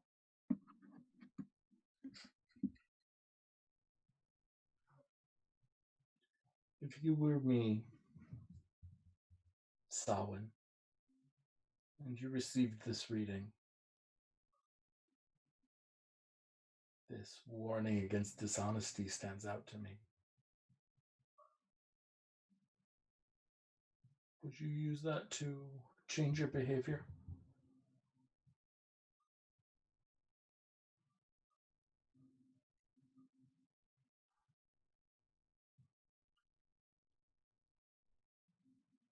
I think that given what the cards are saying, that maybe we should have a private conversation at a different time. I don't think I can be seen with you that much. You've drawn too much interest from too many parties. But in the spirit of this reading, go. Yeah, so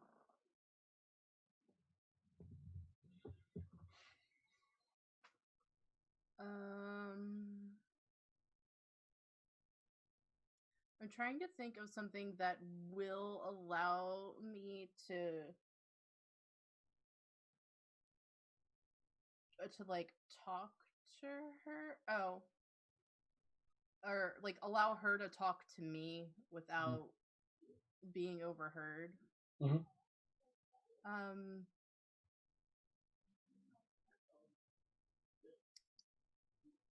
But I don't really have anything. I have things that I can do to other. I have things I could do to other people, but I can't have like I. So yeah, I mean, we'll see what solution she has, because obviously she sort of wants to talk to you too, but she looks around and reaches for a glass of there's wine circulating, and she drops something on the floor and says, "Oh, silly me, someone, could you help me with this?" Yeah, so I'll help her with cleaning that stuff up. Yeah. And so you bend down. She knocks. It's like a purse on the floor that she drops, and you notice that underneath it there's a card. Her card, or a card from my deck?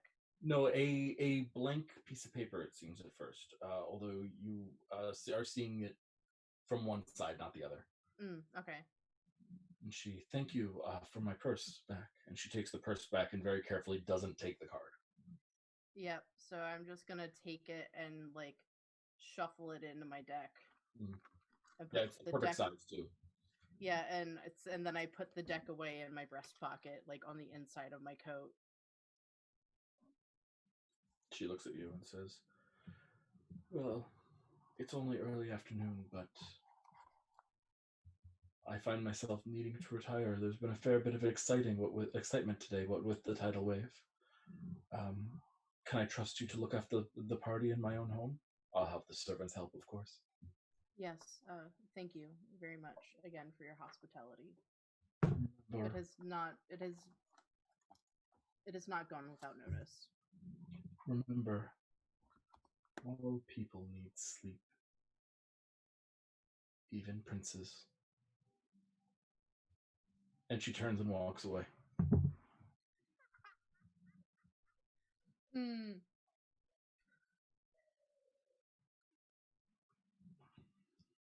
Yeah, Sawa's just gonna be like, He's gonna think to Osthos, and he goes, "Do you have the ability to give me the gift of second sight?" Like,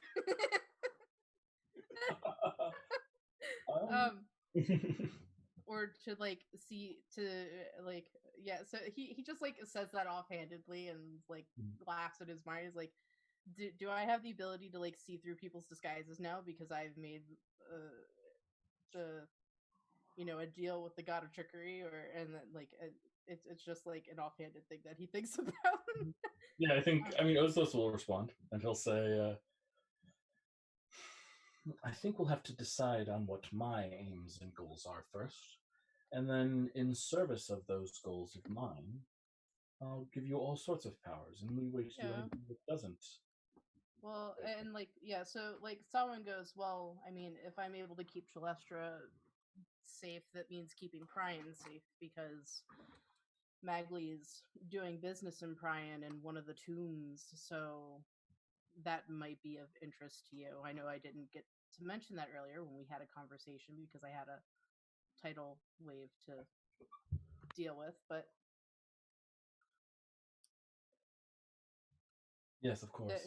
there is a method to my madness, if you will. I think I have greater ambitions than merely that, but we'll see. It's fine. We'll finish your party first. Yeah, so then is Magli floating around anywhere here? Is he Yeah, of course. He's absolutely around. Okay. I just want to like keep an eye on him and like I'll maybe like go talk to like mingle with Mela a little bit. Mm. Like if stuff takes me over towards Mela, but I'm not gonna like go out of my way to see Yeah, her. Mel will chat with you. Yeah. It was a lovely service. Thank you. That compliment, like that's a compliment. That's a double-edged sword, isn't it? Though. Something's different. Well, I mean, it is the second eulogy I've had to give this year No, for a dear friend. Something's different with you.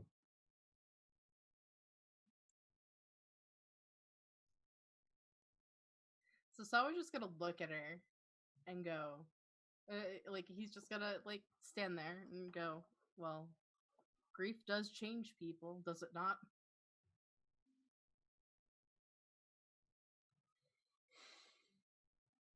She like leans her head back and rolls her eyes and clicks her lizard teeth and just looks back at you and says, Yeah, so he's gonna like touch her forearm and go, and he's gonna cast tongues on her so he can speak to her a little bit more plainly.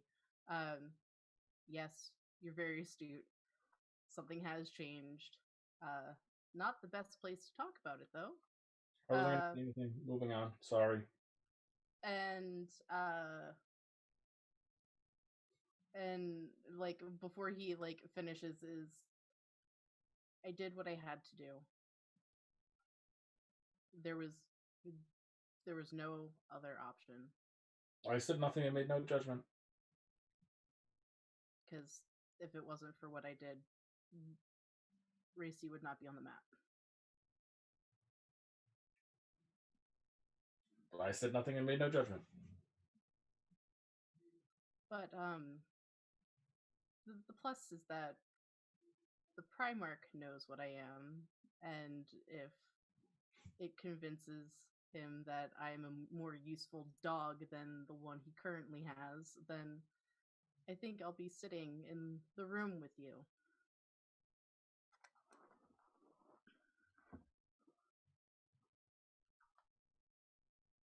You'll have to impress him. Oh, I think I have. You'll probably not want to be seen as too close to me. Oh. And then he goes, forgive me for this, and I'm gonna, like, spill a drink on her. To keep up. She immediately swaps back to Celestrin. I'm sorry, it was just a slip of the hand. You know how it is. Yes, I do. You city people are all the same. That one just, like, he like saucily, like, snaps his finger and, like, prestidigitation and, like, makes a show of it. Like, cleaning her up, and it's like... Yeah, roll a deception check. Yeah. 23. Yeah, so there's, like, applause, and Mela, like, just makes eye contact with you and, you know, turns and walks somewhere else to schmooze with other people. Yeah.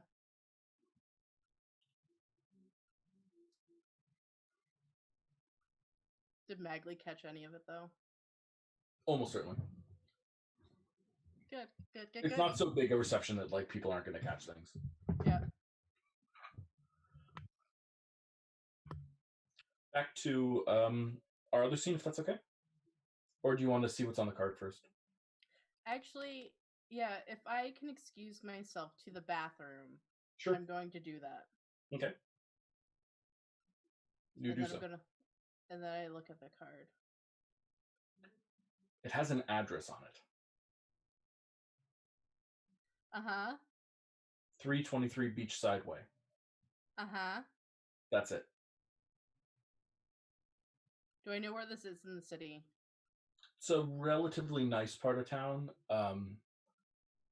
and with a view of the beach.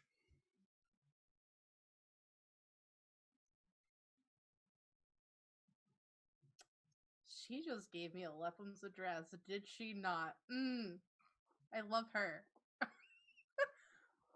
I'm just gonna... Yeah, so Sawad's gonna put it back in his cards, in the coat pocket, washes his hands, leaves the room, and goes back out to mingle.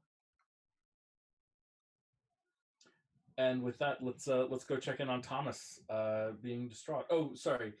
Towards the end of that, Mercury lands on the roof of the place and just makes it known to you that he is on the roof and he's spying through a window, but he's not going to come in. So that if any problems happen, like, he's there in an instant.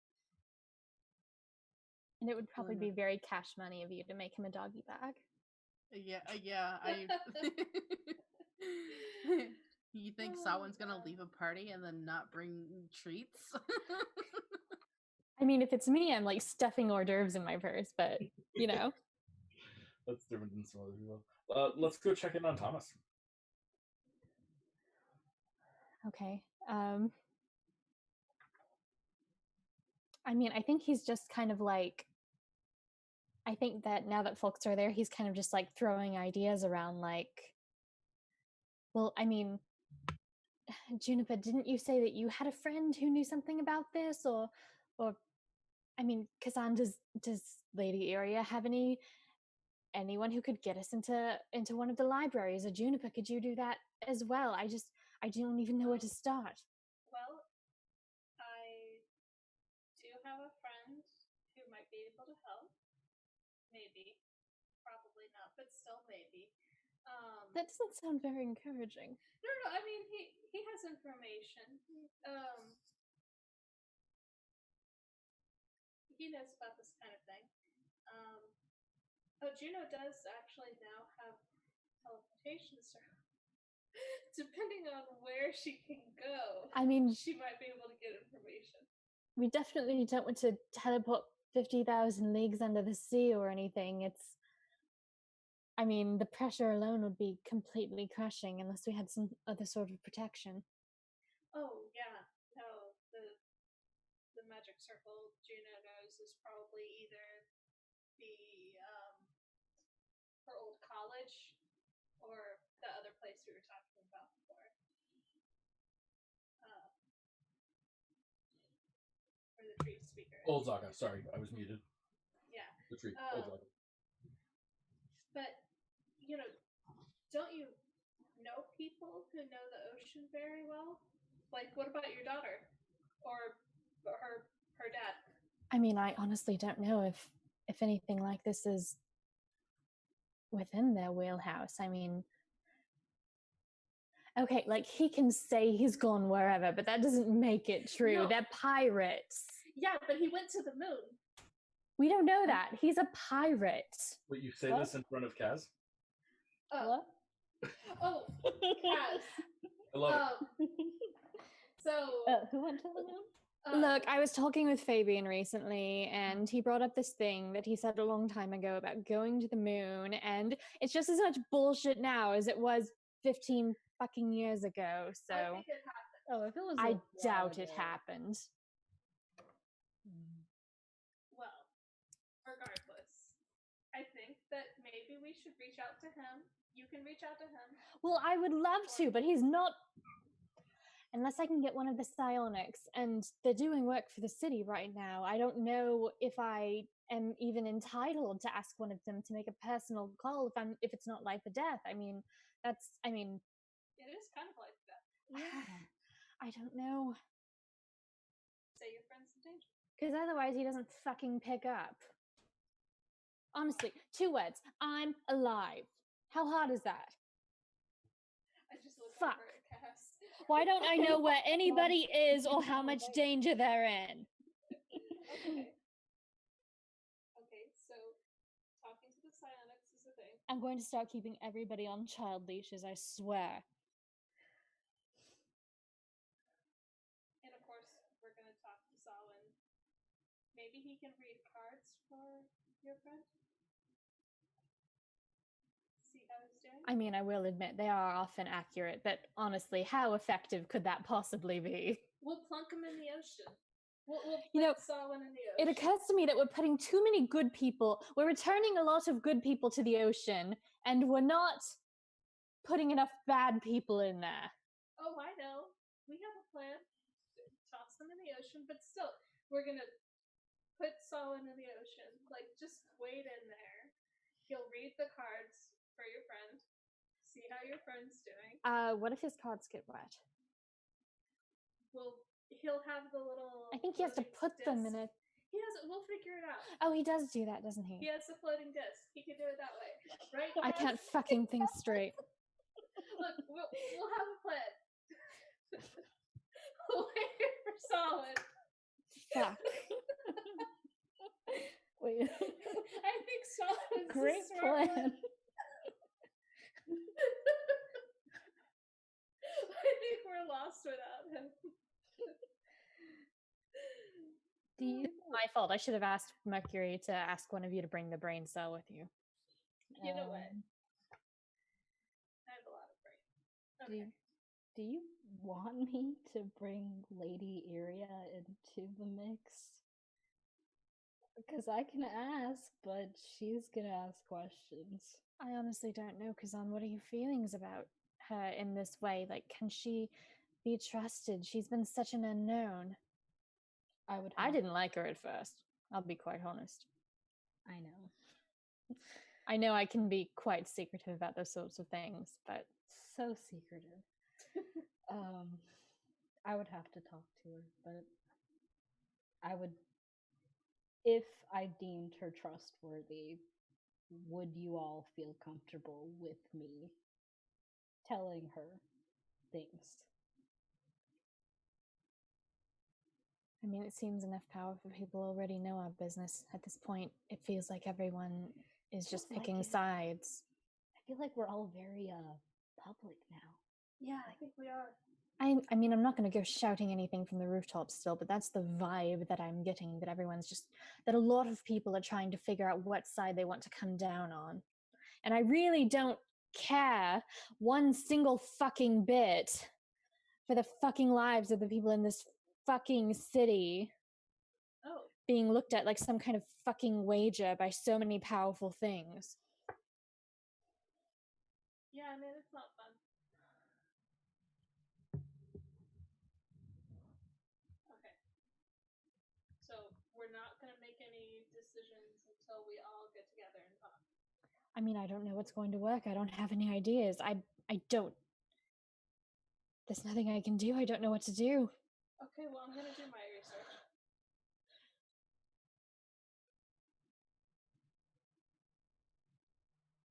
Talk to my resources. You can try to talk to your resources. Because,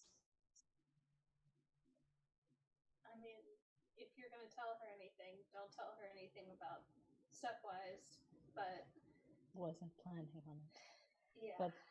But just so everyone's aware, I mean, everyone knows that there's something going on between myself and Stepwise, seeing as I did what I did. Yeah. So Yourself and Melis Stepwise. Oh, yes. Of course. Yeah.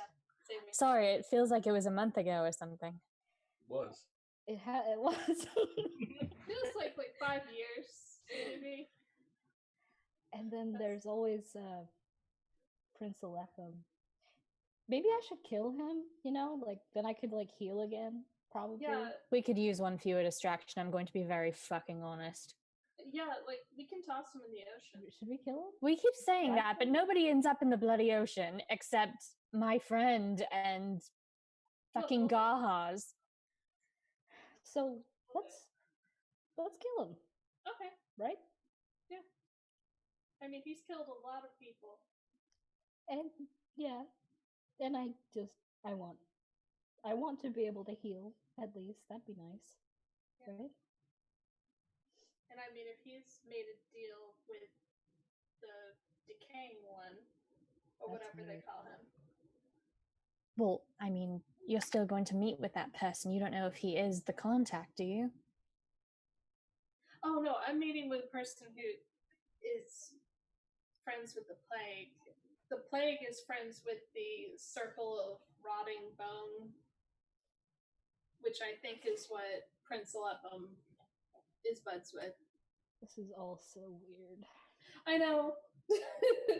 A lot of people are friends with a lot of powerful beings, or not friends with them. Does Private Sanctum let you know if somebody is trying to listen in, or does it just protect you from certain listening ins? Hold on. Let me see. Can people use clairvoyance type spells? Creatures in the area cannot be targeted by divination spells. Okay. Nothing can teleport into or out of the warded area. Planar travel's blocked. Yeah. But can someone overhear us if they're within audible listening range? Nope. Sound can't pass through the barrier at the edge of the warded area. Great. So Does the warded... Oh, Huh? sorry. You can't hear the knock at the door? I think we can hear. Well, if sound doesn't pass through... But... Okay. There's a knock at the door. Oh, okay. Someone's knocking on their door. I should dispel this. Can the two of you go into my chamber for a moment? Sure. Yeah. Okay. I mean, obviously, anyone could have seen you come in, but yeah. Okay, yeah, I'm gonna dispel Private Sanctum and scurry on over. Thomas goes to the door and opens it. Blackberry's there, holding a tray. Blackberry. I saw you were working, and well, I thought that you might do with some scones and jam. Thank you very much, my friend. Thank you for this. Sure. It's my job right now, you know. Yes, of course. I'm sorry. This probably doesn't make any sense to you. I'm very sorry. Thank you. Here. You takes it. I appreciate what you do so much here. Oh, I appreciate the the experience. It's good to be able to cook a little. I never could have done this back home, you know. Well, hey, maybe traveling around hasn't been all bad. Lots bad, but not all. Yeah. I'm back to the kitchen. I just saw you were working. Sorry. Thank you so much. Oh no, Kazan, Juniper, it's just Blackberry. No, thank you. Oh, hey. Hey, Hi, Juniper, Ksan. How are the two of you? great. You know, It's Very good to good. see you. I haven't seen either of you around that much. I've been here though, so I understand. yeah. Well, I've been doing the illusory puppet shows at night sometimes, but we haven't really crossed paths. Well, you spoil the kids with that, and I'll spoil them with cookies. Perfect. Actually, oh, Blackberry, while you're here, you haven't seen anything strange from anyone who's been. I'm sorry, I can't fucking focus when you're doing the nose twitch. What do you want from me? That's the best detail ever. You haven't seen anything strange in the temple. I mean, I know you're new here, but in terms of anyone sneaking around or anyone trying to look like they're slipping around secretly, have you? Nope. Okay, well, keep your eyes peeled. Is that something that we should be concerned about? It's kind of a constant worry. I mean, there's a lot of new people coming in and out of the temple, and it's a really kind of a perilous time. I sort of, well, correct me if I'm wrong, but I sort of got the impression that like the temple was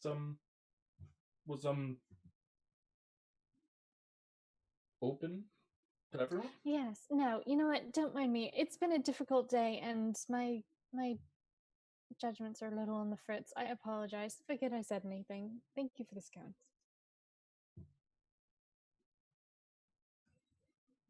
Shakes his little paw at you and turns and walks away. It's impossible not to wave back at that, I think. Samhain, at what point do you leave and come check in on Thomas, or do you have other tasks that you do first? I think it's mainly like someone has to, because he's like hosting it, like I feel like he has to be like one of the last people to leave Pale Whisper's house or abode that she's renting. So does the Primarch come say anything more to me after that, or Sure. Yeah, he happily would.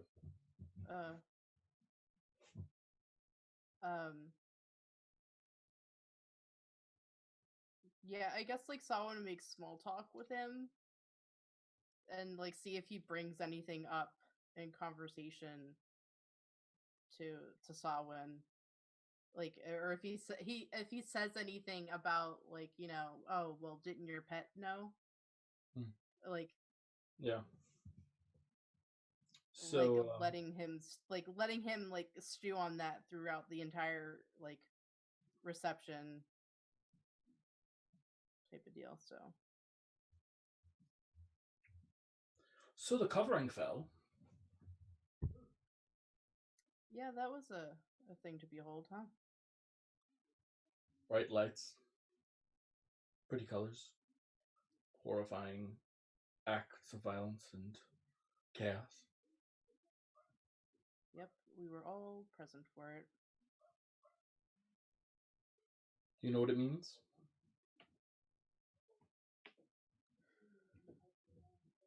Like, does the average citizen know? Not really. It's been pseudo-explained a little bit, but not really. It's one of those things that people only kind of get. a lot of the magical theory, but it's also not like it can't be a secret because it was such a big event that everyone in the world saw and all these spellcasters saw and started researching it immediately. So it's sort of known, but it's like it's like academics understand this and Also, that's and so like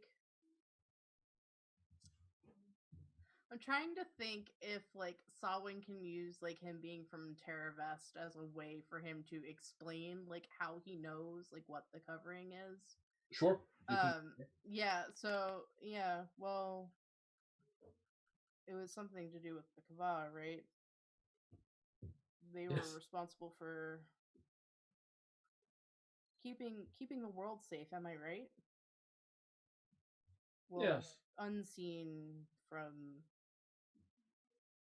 for lack of a better term, cosmic beings. What's out there? Yes. They were our bodyguards, as it were, whether we knew it or not. It was their job to protect us, keep us safe from harm, shield us from the troubles out there.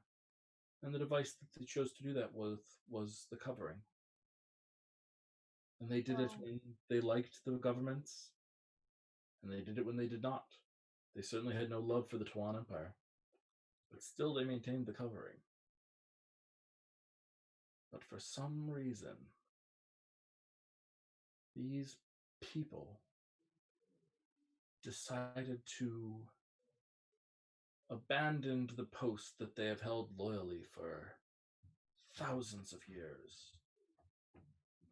Just at a moment when suddenly the beings out there now have an opportunity to take a shot at the heart.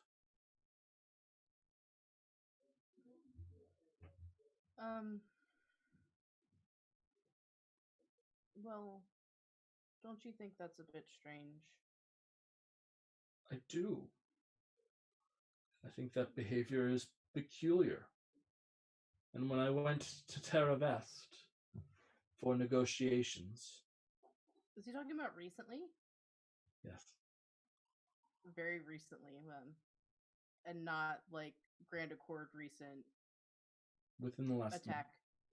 Month. Okay, alright, thank you for clarification.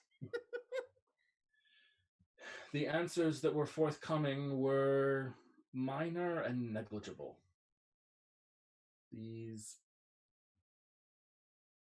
people who decided that it was appropriate to protect us like we were children decided equally harshly to abandon us to our fate on the cosmic scale.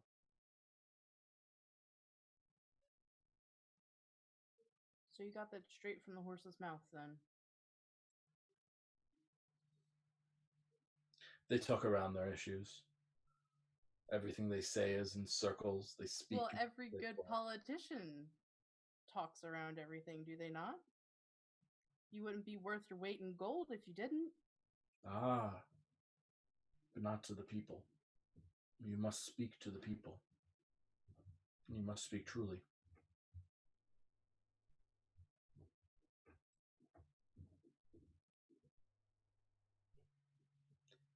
It is that cosmic war which I prepare us for.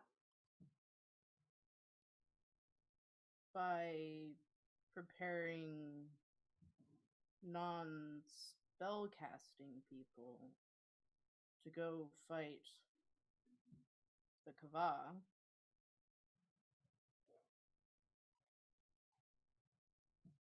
That seems a little bit like wasting resources, does it not?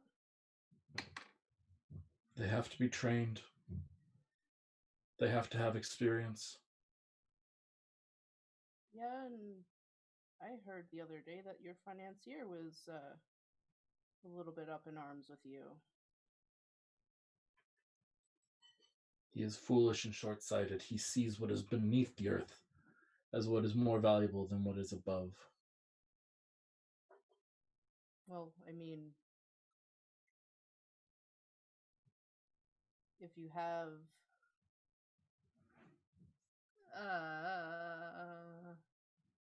Trying to put this delicately. I mean, I only bring it up because an unhappy financier is bad or can be bad during a time of war, so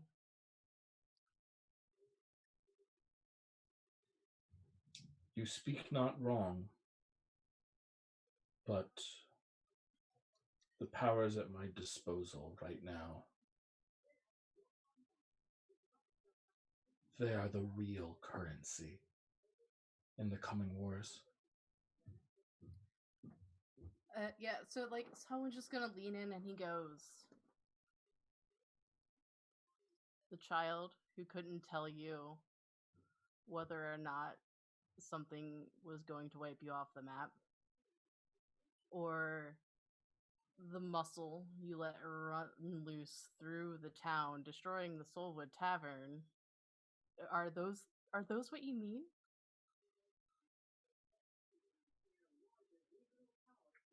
You're not. If you were a ship, you are not evenly keeled.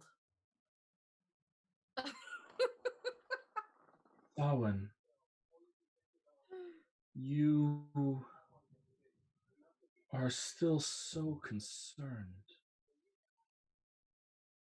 with right here.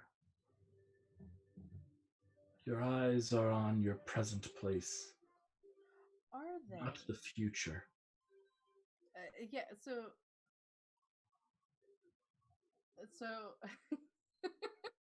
someone's just gonna say,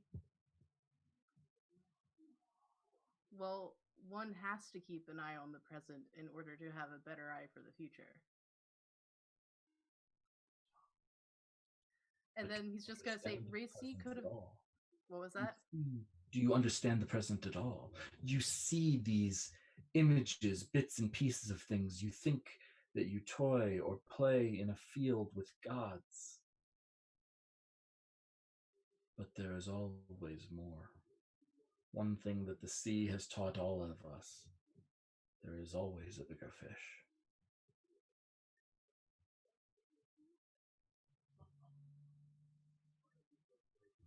Yeah, someone's just gonna wait a moment and let him talk more, but someone's not gonna say anything. You think your little rebellion has meaning to me? Yes, I know about it. Alepim told me as soon as he discovered it, shortly after I put him in place. It has no meaning to me whatsoever. The people will fall in line. That is what the people do. But you, Salwyn, you are more than that. You have potential, but you squander it, wasting it here, throwing a party or a memorial service for someone who was, at best, a nice bartender. I get your valuing of people, but you disappoint me. I would hope that you could see the larger picture as I've seen. I mean, if I didn't see the larger picture, would I have really saved your life today? That's why I think there's hope for you yet.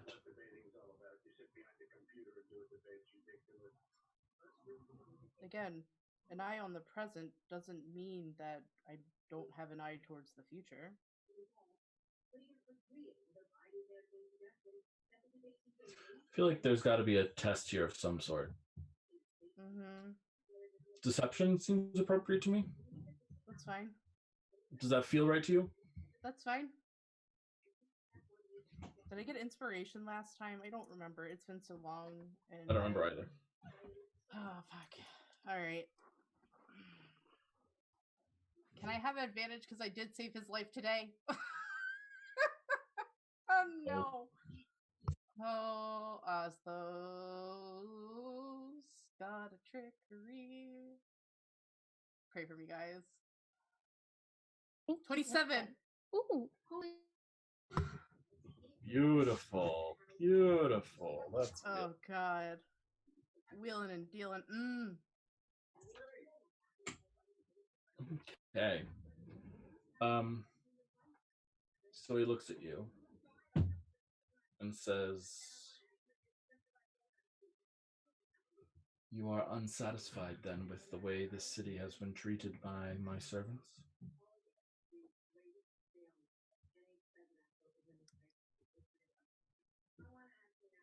Can you rephrase the question for Jess? You're unhappy with Prince Alephim?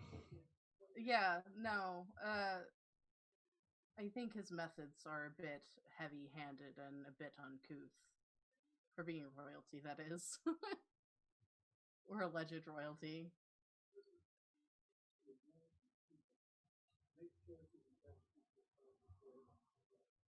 Very well. And, well, like, someone's also just going to say that, like, what would be, or what would prevent Alepum from just, pulling the rug right under you? I will So, like, inform you of that. what? I will not inform you of that. No, it's just, it's a question that just, I feel like needs asking, because, well. Be safe in the knowledge that I have an answer, even if I share it not with you. I mean, that's fine. You're a man with ambition, and I can respect that. Alepum has sponsorship. Do you? Does he mean for citizenship? No. He means do you have a being with you, a higher power?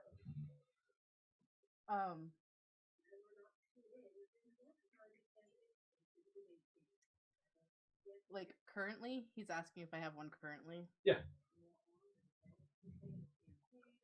I mean, I've been talking to a few. Playing the field. It's good to keep it's good to keep your options open. It is. I hope Oslos doesn't say anything in my head right now about this. He knows what I'm doing. Okay. Anytime you're lying, he's not going to object because he's the god of trickery. Okay. So. Well, like, it's just like Yeah. Like, I don't like. I chose Oslos for a reason, not just because he's the god of trickery, but yeah, of course. But I also don't want him to think that, like, you're not taking it seriously. I'm like that. I'm slighting him, and that, like, I'm being willy-nilly about him. So, no. Like, I want that to be clear to Oslos that, like, he's in my head. He can read everything. So.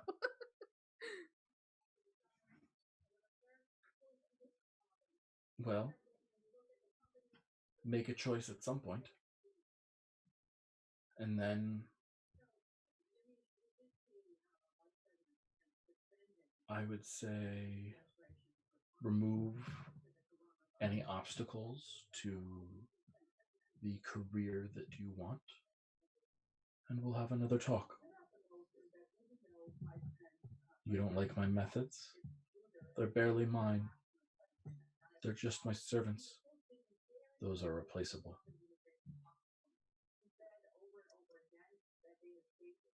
Duly noted.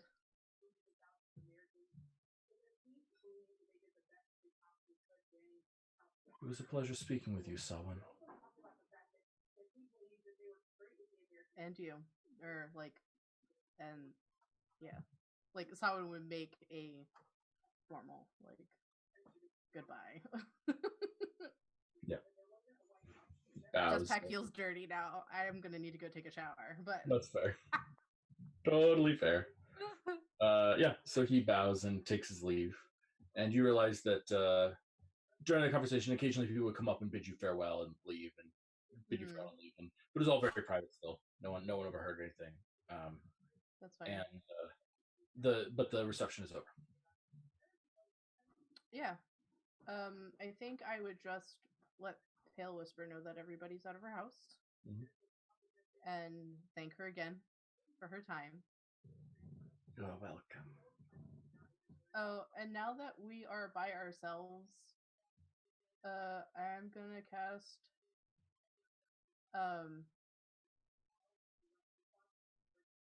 oh, never mind. Oh yeah, I'm gonna do tongues one more time, and I'm just gonna like touch her and go. Thank you for what you've given me. The card. You don't have to respond to anything I'm saying to you. But I do want you to be aware that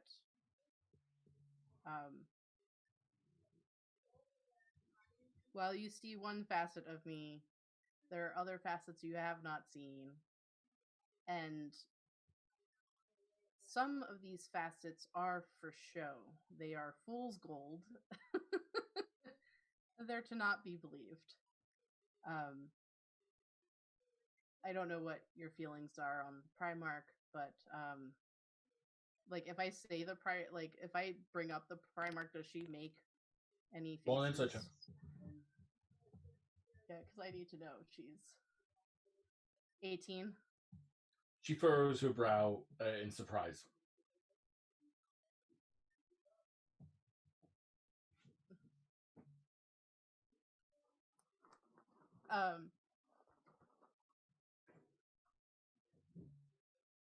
I've lost my train of thought. Sorry, Jess lost her train of thought. I guess I'm trying to figure out if she is like with the Primarch or if she doesn't like really like the Primarch, I guess, from my insight check. She's surprised that you mentioned the Primarch. She wasn't expecting that. Okay. That's as good as you're gonna get. That's fine.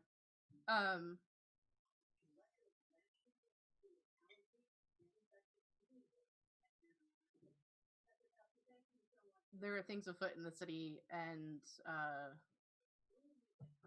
I'm doing my best to honor a friend's memory from the Grand Accord. And so he's just going to say, so it might not seem like I'm doing my best to honor their memory, but the best work's done from inside. And he's just going to leave it at that. She's going to eventually figure that out. Yeah. She can sit on that. And then I'll go to the temple and meet up with everybody. Cool. Awesome. Should we have that scene now, or should we wait a week?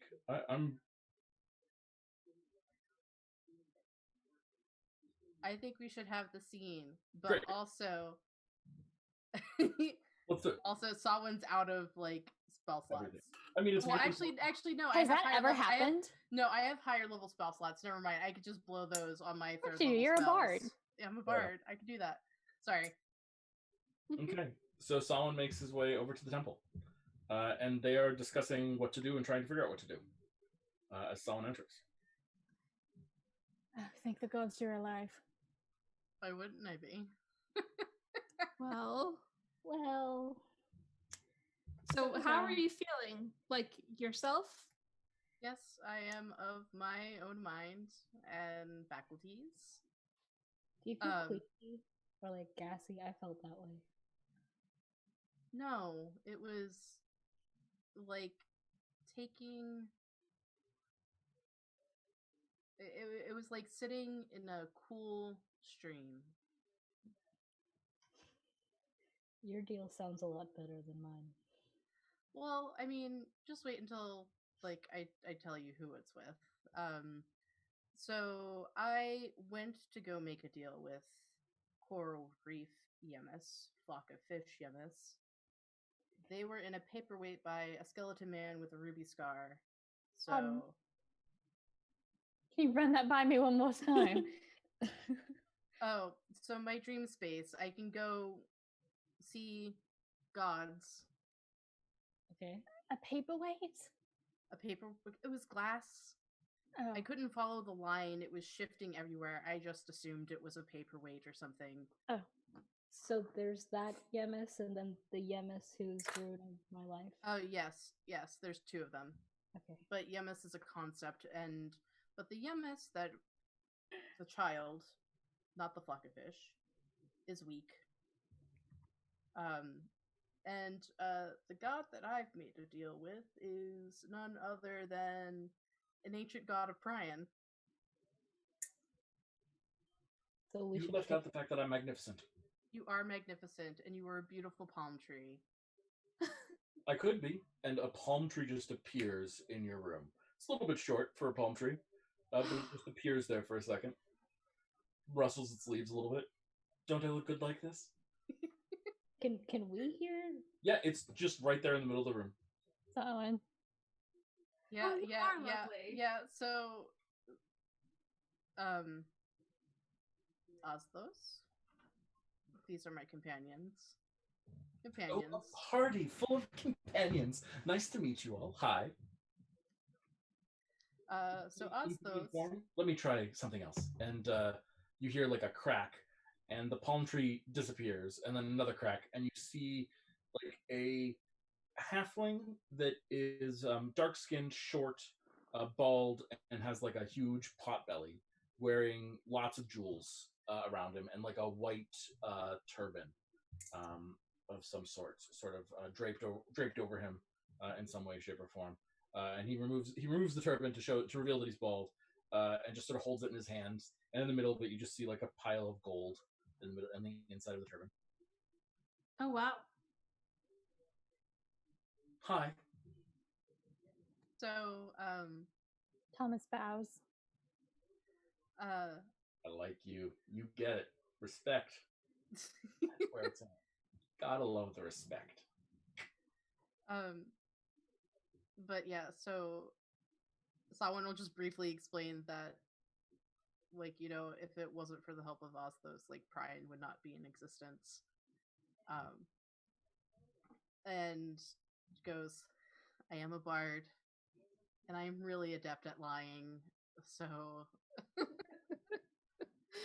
it felt that, you know, given our current situation and with the obstacles that we have before us, that it might behoove us to also be on a similar playing field as our obstacles. So, Well, I'm a little short to boost you up, but you know, I'll do my best. You're not going to trap him in a pocket dimension and force him to murder for 30 days, are you? Sorry, you're asking me if I'm going to trap him in a pocket dimension? Yes. Wait, Wasn't on my trap- to-do list, but Yeah, I please don't know. don't. Salmon, would you be good at that? No, we're not. No, Okay. my friend's jest. Like a good use of one's tools, right? You use the tool that's good for what it does. Yeah, Yeah. and so I may or may not be in Magli's good graces, and I might be able to take him down from the inside. It's really unsavory. I hate it. I hate it with every fiber of my being. There's a But- pool out there if you'd like to go. I'll give him calming tea. Yeah, but it's the best thing we have at this point in time. Also, he basically gave me like the A-OK to just Prince. That's great. We were just talking. Yeah, we were. Yeah, basically what it boils down to is if I kill the one pet tiefling, he can take on a new pet tiefling. Ugh. Ugh. Also, Yes, my lord. Oh, sorry, no, I wanted some tea too. oh, Oh, right. Yeah, I'll make you some tea. So Yeah. I'll That's set up polite. tea for him. yeah, Oslos has been in the desert a very, very long time and has missed company, really. Oh, Is your aim well- getting any better? Sorry, what'd you say? Let me retcon that. He didn't say that. That's something Sarah would have found funny. He's not in the mood. Fair enough. And Solid, I don't think you know, but as well as Ostos saving Gracie, Thomas may have contributed as well and needs our help. Okay. Oh, is the chain... I can give the rundown. You can't say it. Okay. Nope. Someone's already put it together. Well, there's one way to find out what's happening. Oslos, you've not had the pleasure of this particular experience. Brace yourself, and you might want to sit down, like, take another sip of your tea, and then I'm gonna do something. And then, like, Thomas, are you going to be okay? May I touch your hand? Yes, please. May I look through you? Yes, I don't have a problem with it. Oslos, we're sharing the same body now, so I permission to. Sure. Yeah, no problem. Whatever. Protections or anything? Yeah, I'm gonna give myself guidance. I already have non-detection on. Do you want? Are you worried about people seeing you? Yes. I don't really want the... Don't worry about it. I got you covered. Bless. Because Samhain goes, yeah, the last thing I want is the Kraken to figure out exactly what we're doing, and that was the whole reason why I made the deal, so we could deal with the Kraken. And the other hoopla aside, and then, like, as Samhain's, like, talking, he just grabs, like, Thomas's hand, is gonna continue his thought until whatever he's doing is, like, takes over. Does anything happen? Yeah, of course. What do you want? You're expecting her to do your normal thing, right? Yeah, expecting to do my normal thing and follow the line. Yeah. So the line that connects Thomas, and has always connected Thomas, is thin and weak and difficult to see. Okay. But it's there. Yep. I'm gonna go as fast as I can to the other end of the line. Oslo speaks to you. Do you want to bring your friend along? Is that possible? Sure. I mean, make it happen. He is looking through me right Sure. now. But okay, well that'll work too. No worries. We don't have to bring him along then. If he can see. Hi, Thomas. Like Oslo just starts waving at you. I can perceive everything that Samhain is, but I can't actually interact myself, so. Well then, like, before we get too far, I think it might do him some good if he's able to come with us, if it isn't too much trouble. I can make it happen. Okay. Well, let's turn around then. Yep. Yeah, so Samhain goes back and goes, okay, you're coming with us. We're gonna go see him. Just gonna leave your body a little bit. In fact, does everyone want to come? Yes. What? Hold on. This is a little too good to be true. Is this racking up like a larger and larger debt for Samhain every time something impossible happens? Impossible? This is hardly impossible. Yeah, I understand it takes quite a bit of power. Yeah, so the thing is that I went to one of the oldest gods in creation and struck a deal. I mean, so, like, Samhain goes, I had a backup plan in the event that something went wrong with Yemis, which it did. But the only reason I had a backup plan in the first place is because of Panarin. If she had never told me the fable of how Prian came to be, we would not be here right now. Well, Juno would just like to say that for the sake of, Science. She would like to be there. I just think it'd be cool. Yeah. So, Astos, with your blessing, I'd like to take everybody on a walk. Then. Well, everyone touch Samhain over there. Okay. Yeah, Samhain just holds out his arms. Oh wait, and like before he like goes to touch Kaz, he goes. She has a. Actually, does it still work if she's touching me but through cloth? Sure. Okay, she's got a condition that we also have to deal with because Surely they make an ointment or something for this. We've got to figure this out. I mean, I could just go murder Child Yemis and then we'll be done with it. Wouldn't that just be add her nice? to the. Well, I mean, It'd be a difficult task, but not impossible. It would take a fair bit of preparation, though. Oh my god. Like a castle in my mind preparation. Feels like all we do is prepare these days. Well, right now we're gonna do something. Yes, we are gonna do something. Sorry. Please. You'll you don't mind leaving the dog behind, do you? What, Sorry, Mercury? No. Oh, Latka. Latka.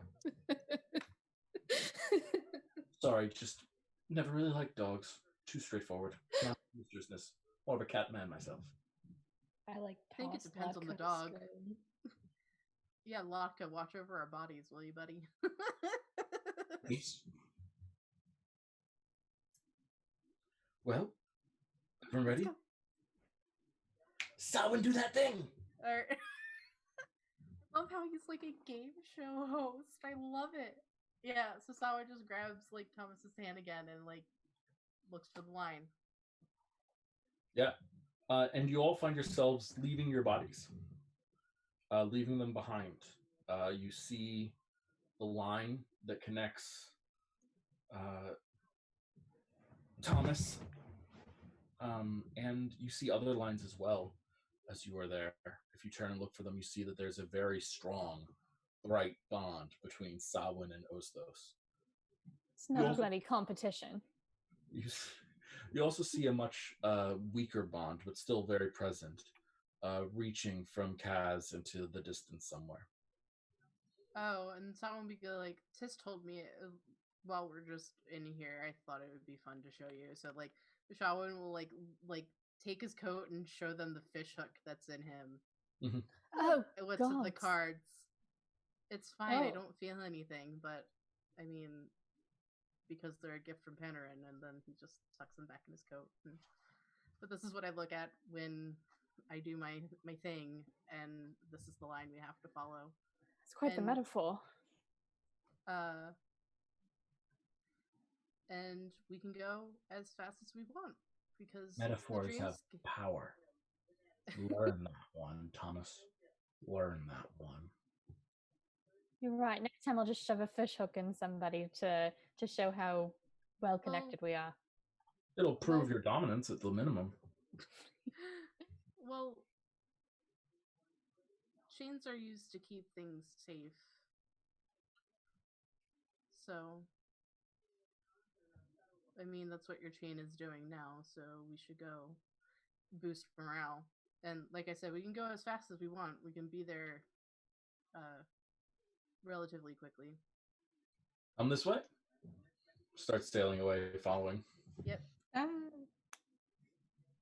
This is so cool. I'm so glad I could take everybody on a field trip. Yep. It's very quickly after that, because you guys are moving quickly, that you guys hit the water. Mere seconds. And then mere minutes later that you guys are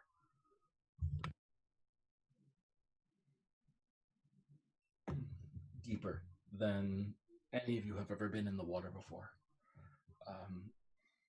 Even though it's a bright, sunny day, you go deep enough that the sun is not there anymore. You can't even see the bright water anymore. Everything is dark down there. And except for this one little tiny strand of light that is connecting Thomas forward. You guys continue to follow the light until you get to something that can only be the bottom of the shimmering seas. Something deep And even in these ethereal forms, you feel cold. And Thomas, you see on the ground your patron as a great sea serpent tied to the sand and dirt and silt at the bottom of the ocean with great chains. And in him, you see little pinpricks of molten hot needles just everywhere.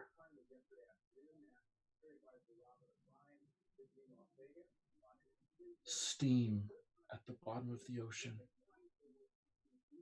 That's how hot this is.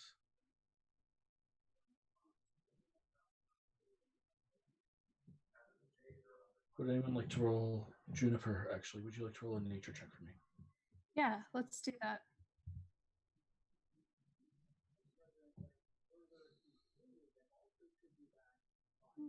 Where's nature? There it is. 16. And can you follow that with an arcana check, please? Yes. 14. These needles are magically crafted out of lava. Oh, yikes.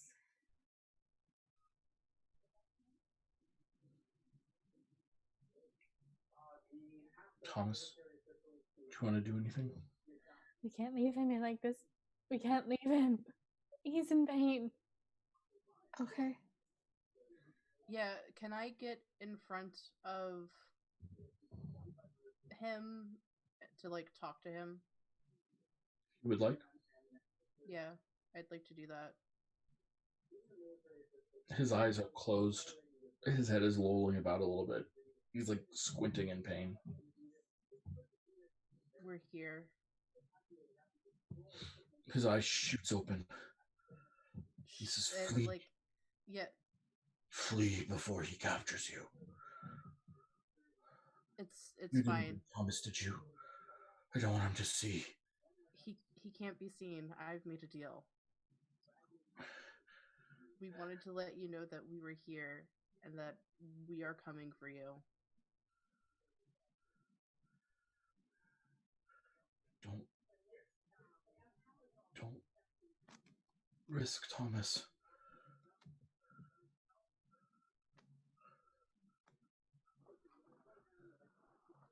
Don't risk yourselves. Well, Thomas is no good right now. Without you. You understand that? You both have a bond, and the like we cannot have you separated. We're going to get you back. And like, yeah, so like Sawa's just gonna like point or like I guess ask Oslos to come over and just say hi. Oslos comes over. Starts Yeah. to pause a little bit. Yeah. Hey, you're in a bit of a pickle. oh my god.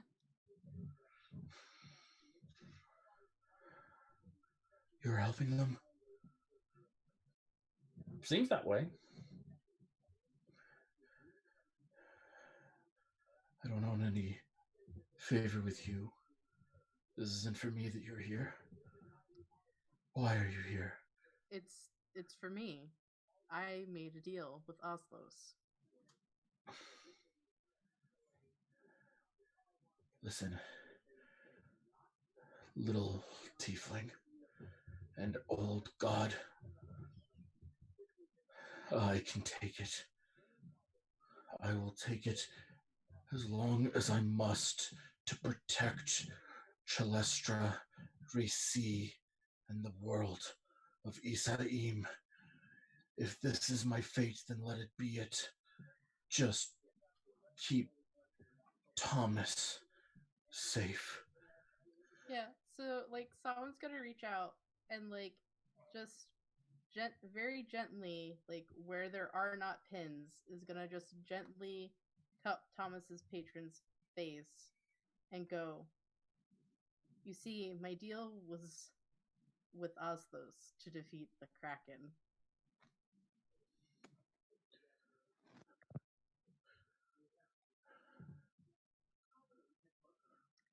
Because strength isn't just brute force. It's about how much empathy you have for other people. That's really what the Kraken should stand for." Can you roll a persuasion check for me, please? Yeah. Persuasion. 15.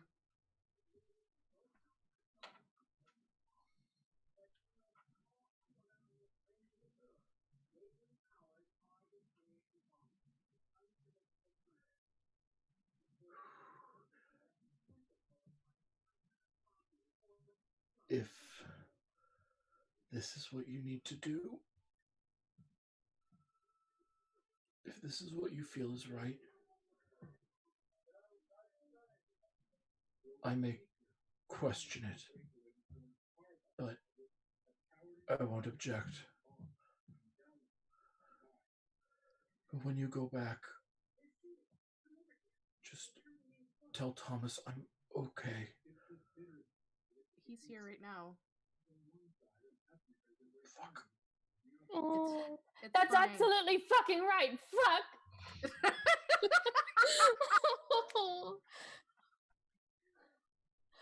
Why would you fucking do it? You could have gotten away. It wasn't supposed to work like that.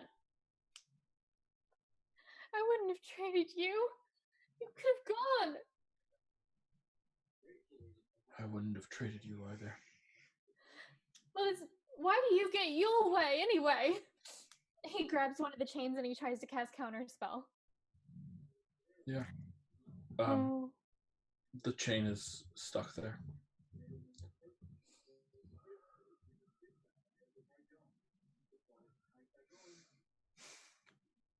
Thomas. Okay, he tries to pump a knock into it. Yeah. One of the chains jiggles a little bit, tries to come loose, and then does. And then the chain looks at you. He says, Thomas, I'm going to be fine. You and Samhain and Kaz and Juniper and apparently Ostos, you are going to save me. And I know it. I have faith in you, Thomas. I know that I'll be fine. And I can take it until you're ready. What am I supposed to do knowing you're down here like this? You're supposed to save the city. You're supposed to help everyone you can. Any way you can. Even at the cost of your own suffering. Just like you taught me.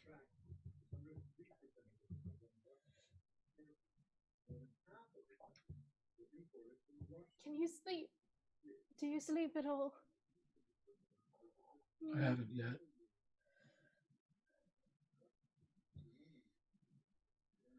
You freed a chain. He'll be coming back soon. Is it going to be worse for you because I did that? Don't think on that, Thomas. Oh. I want to try to do something. Please. I would like to cast greater invisibility. Well, it's the dreamscape, right? It doesn't really matter how long it lasts, right? Because the time's made up. Well, I mean, actually, how many chains are on the chain? Yeah. You don't know. He is a massive serpent in this form, just incredibly long. He Okay. extends well beyond your sight, and there's chains about every 10 to 15 feet. Okay. What I'm gonna do, what I'm going to do is you're going to take a page out of Oslo's book.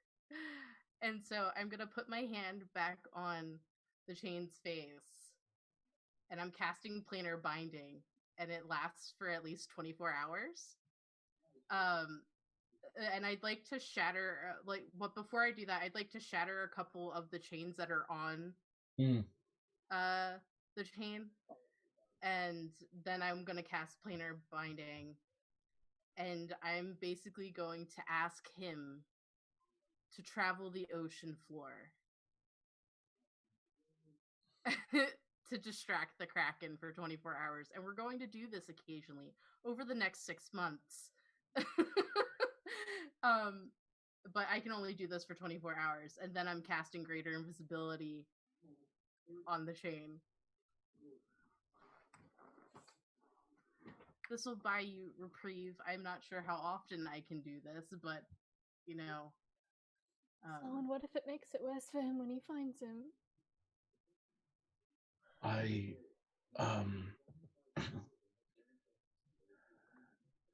appreciate the gesture, but I'm kept here by more than chain. Okay. Then I won't do any of that.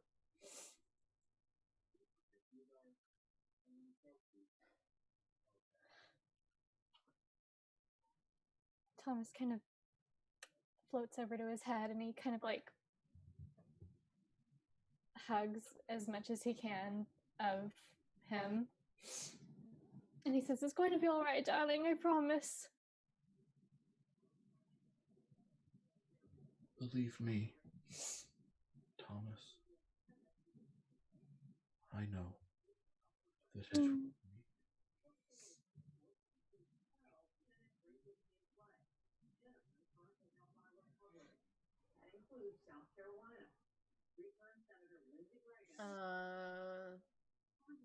Can I give him guidance then? Is that gonna like make things worse for him? I'd like to give him something to kind of ease the suffering he's currently. Sure, yeah. You can give him guidance to have him. Sure. It'll help him succeed on a saving throw. Yeah. Sounds good. Wait, I'm gonna come back periodically, and I'm just gonna do this then. With the Nudibranch ring, I have freedom of movement.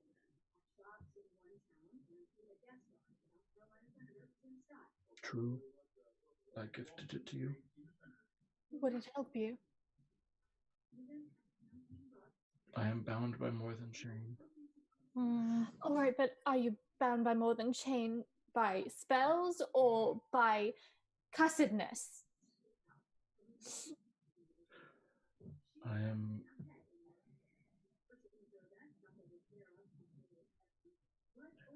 beings like me and like Ostos. We cannot be but what we are. And when oaths are made, we are not free to abandon them as mortals are. I didn't see you make an oath. I know. But I did.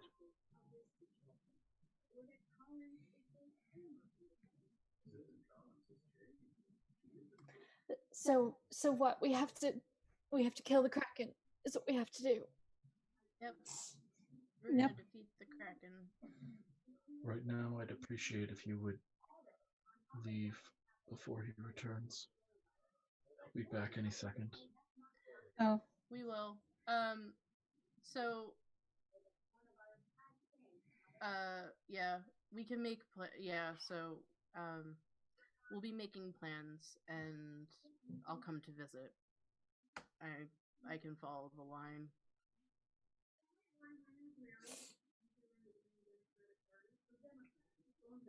Try to be safe, Thomas. Try not to provoke him, please. Oh. This giant just sort of nods. I love you, my friend. Too. When this is all over, I hope you'll give me a new name. We'll find it together.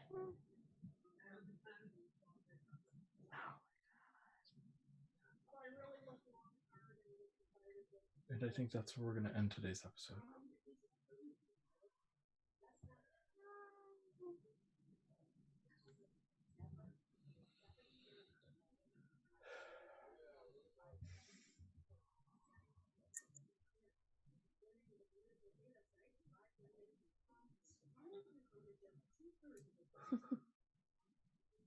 So I put on a lot of eyeliner. Thinking, okay, so nothing's gonna happen this week. I love you, darling. Statistically. Yeah, You're so great. Have you met us, Sarah? Have you met Yeah, us? but like I don't usually like do this, and now it's like every game. We're good. It'll be our turn to cry, each one of us at some point. That's very true. That's always right. Oh, that's ominous. Oh God. We're in danger. The DM says that's very true. Oh no. Beautiful. Well, it's always my turn to cry, so that's okay. Oh. Okay, guys. Let's hand out some experience while we're at it. Let's see. Do I have an experience tracker in this? Please don't have an experience tracker in this. Yes, I do. How nice.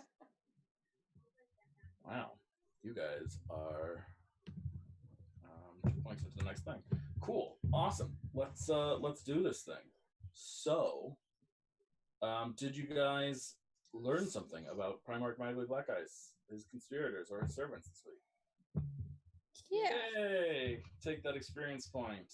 Do you feel like someone exemplified their class, their species, or their society in some way, shape, or form? If so, how? Share with us. Nominate people. Solid. Yeah. Barding it up. Wheeling and dealing. Wheeling and dealing song. Yeah, that's great. It's fun seeing bards be bards. Oh Normally my they're, god. normally they just inspire people and then cast a spell every once in a while. But you're actually wheeling and dealing and putting on shows and making the whole thing. I like it. I'm glad we went to the bottom of the ocean. That was probably pretty called for. He doesn't have to shower now. It was an ethereal body that went to the bottom of the ocean. Solid. Jess, do you want to nominate someone? Yeah, I would like to nominate Thomas. Mm-hmm. Yeah, I agree. I think an emotional conversation with your patron counts. Yes. I mean, I didn't do too much this episode. I fretted. I think fretting counts when you're patron counts. You're a warlock. I'm okay with that. Anyone else? Juno certainly made things happen. Her wizarding skills with the private sanctum and such. Yeah, I feel like this private sanctum is coming super handy a lot of the time. I'm so glad I got that spell. Yeah. I can't even begin to tell you how often I sit there and think, this would be a great time to have someone scry on them. And then you say private sanctum. And I'm like, okay. Don't have that information. Sounds good. I like it. Anything else? Cass, have any protective instincts that people want to point out in particular this episode? Yeah, I think you're using Laka in ways that are very paladin-y. I approve. I'm going to give you credit for that as well. Sounds good to me.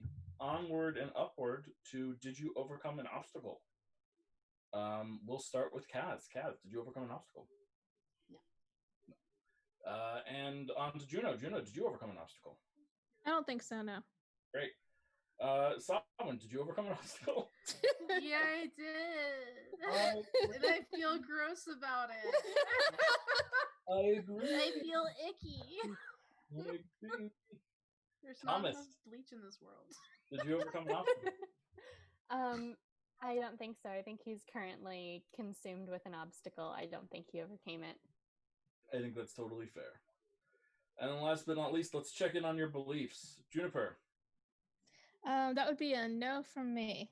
Excellent. And I'm Kaz. sorry. Working on it, but not yet. Did you work on it?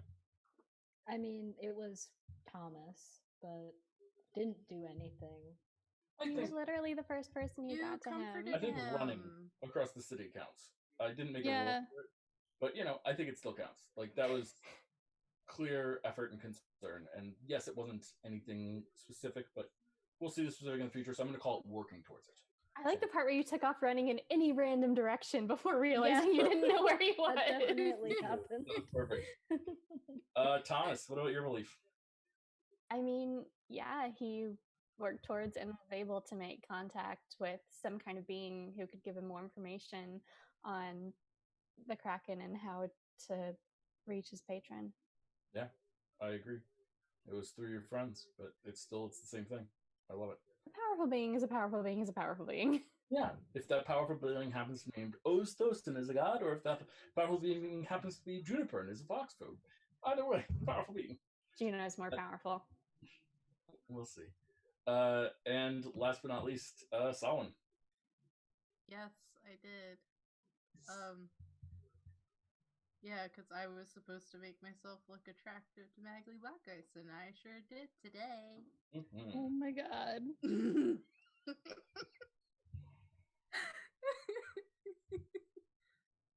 Beautiful. Well, there you go, guys. That's 18 experience points all around.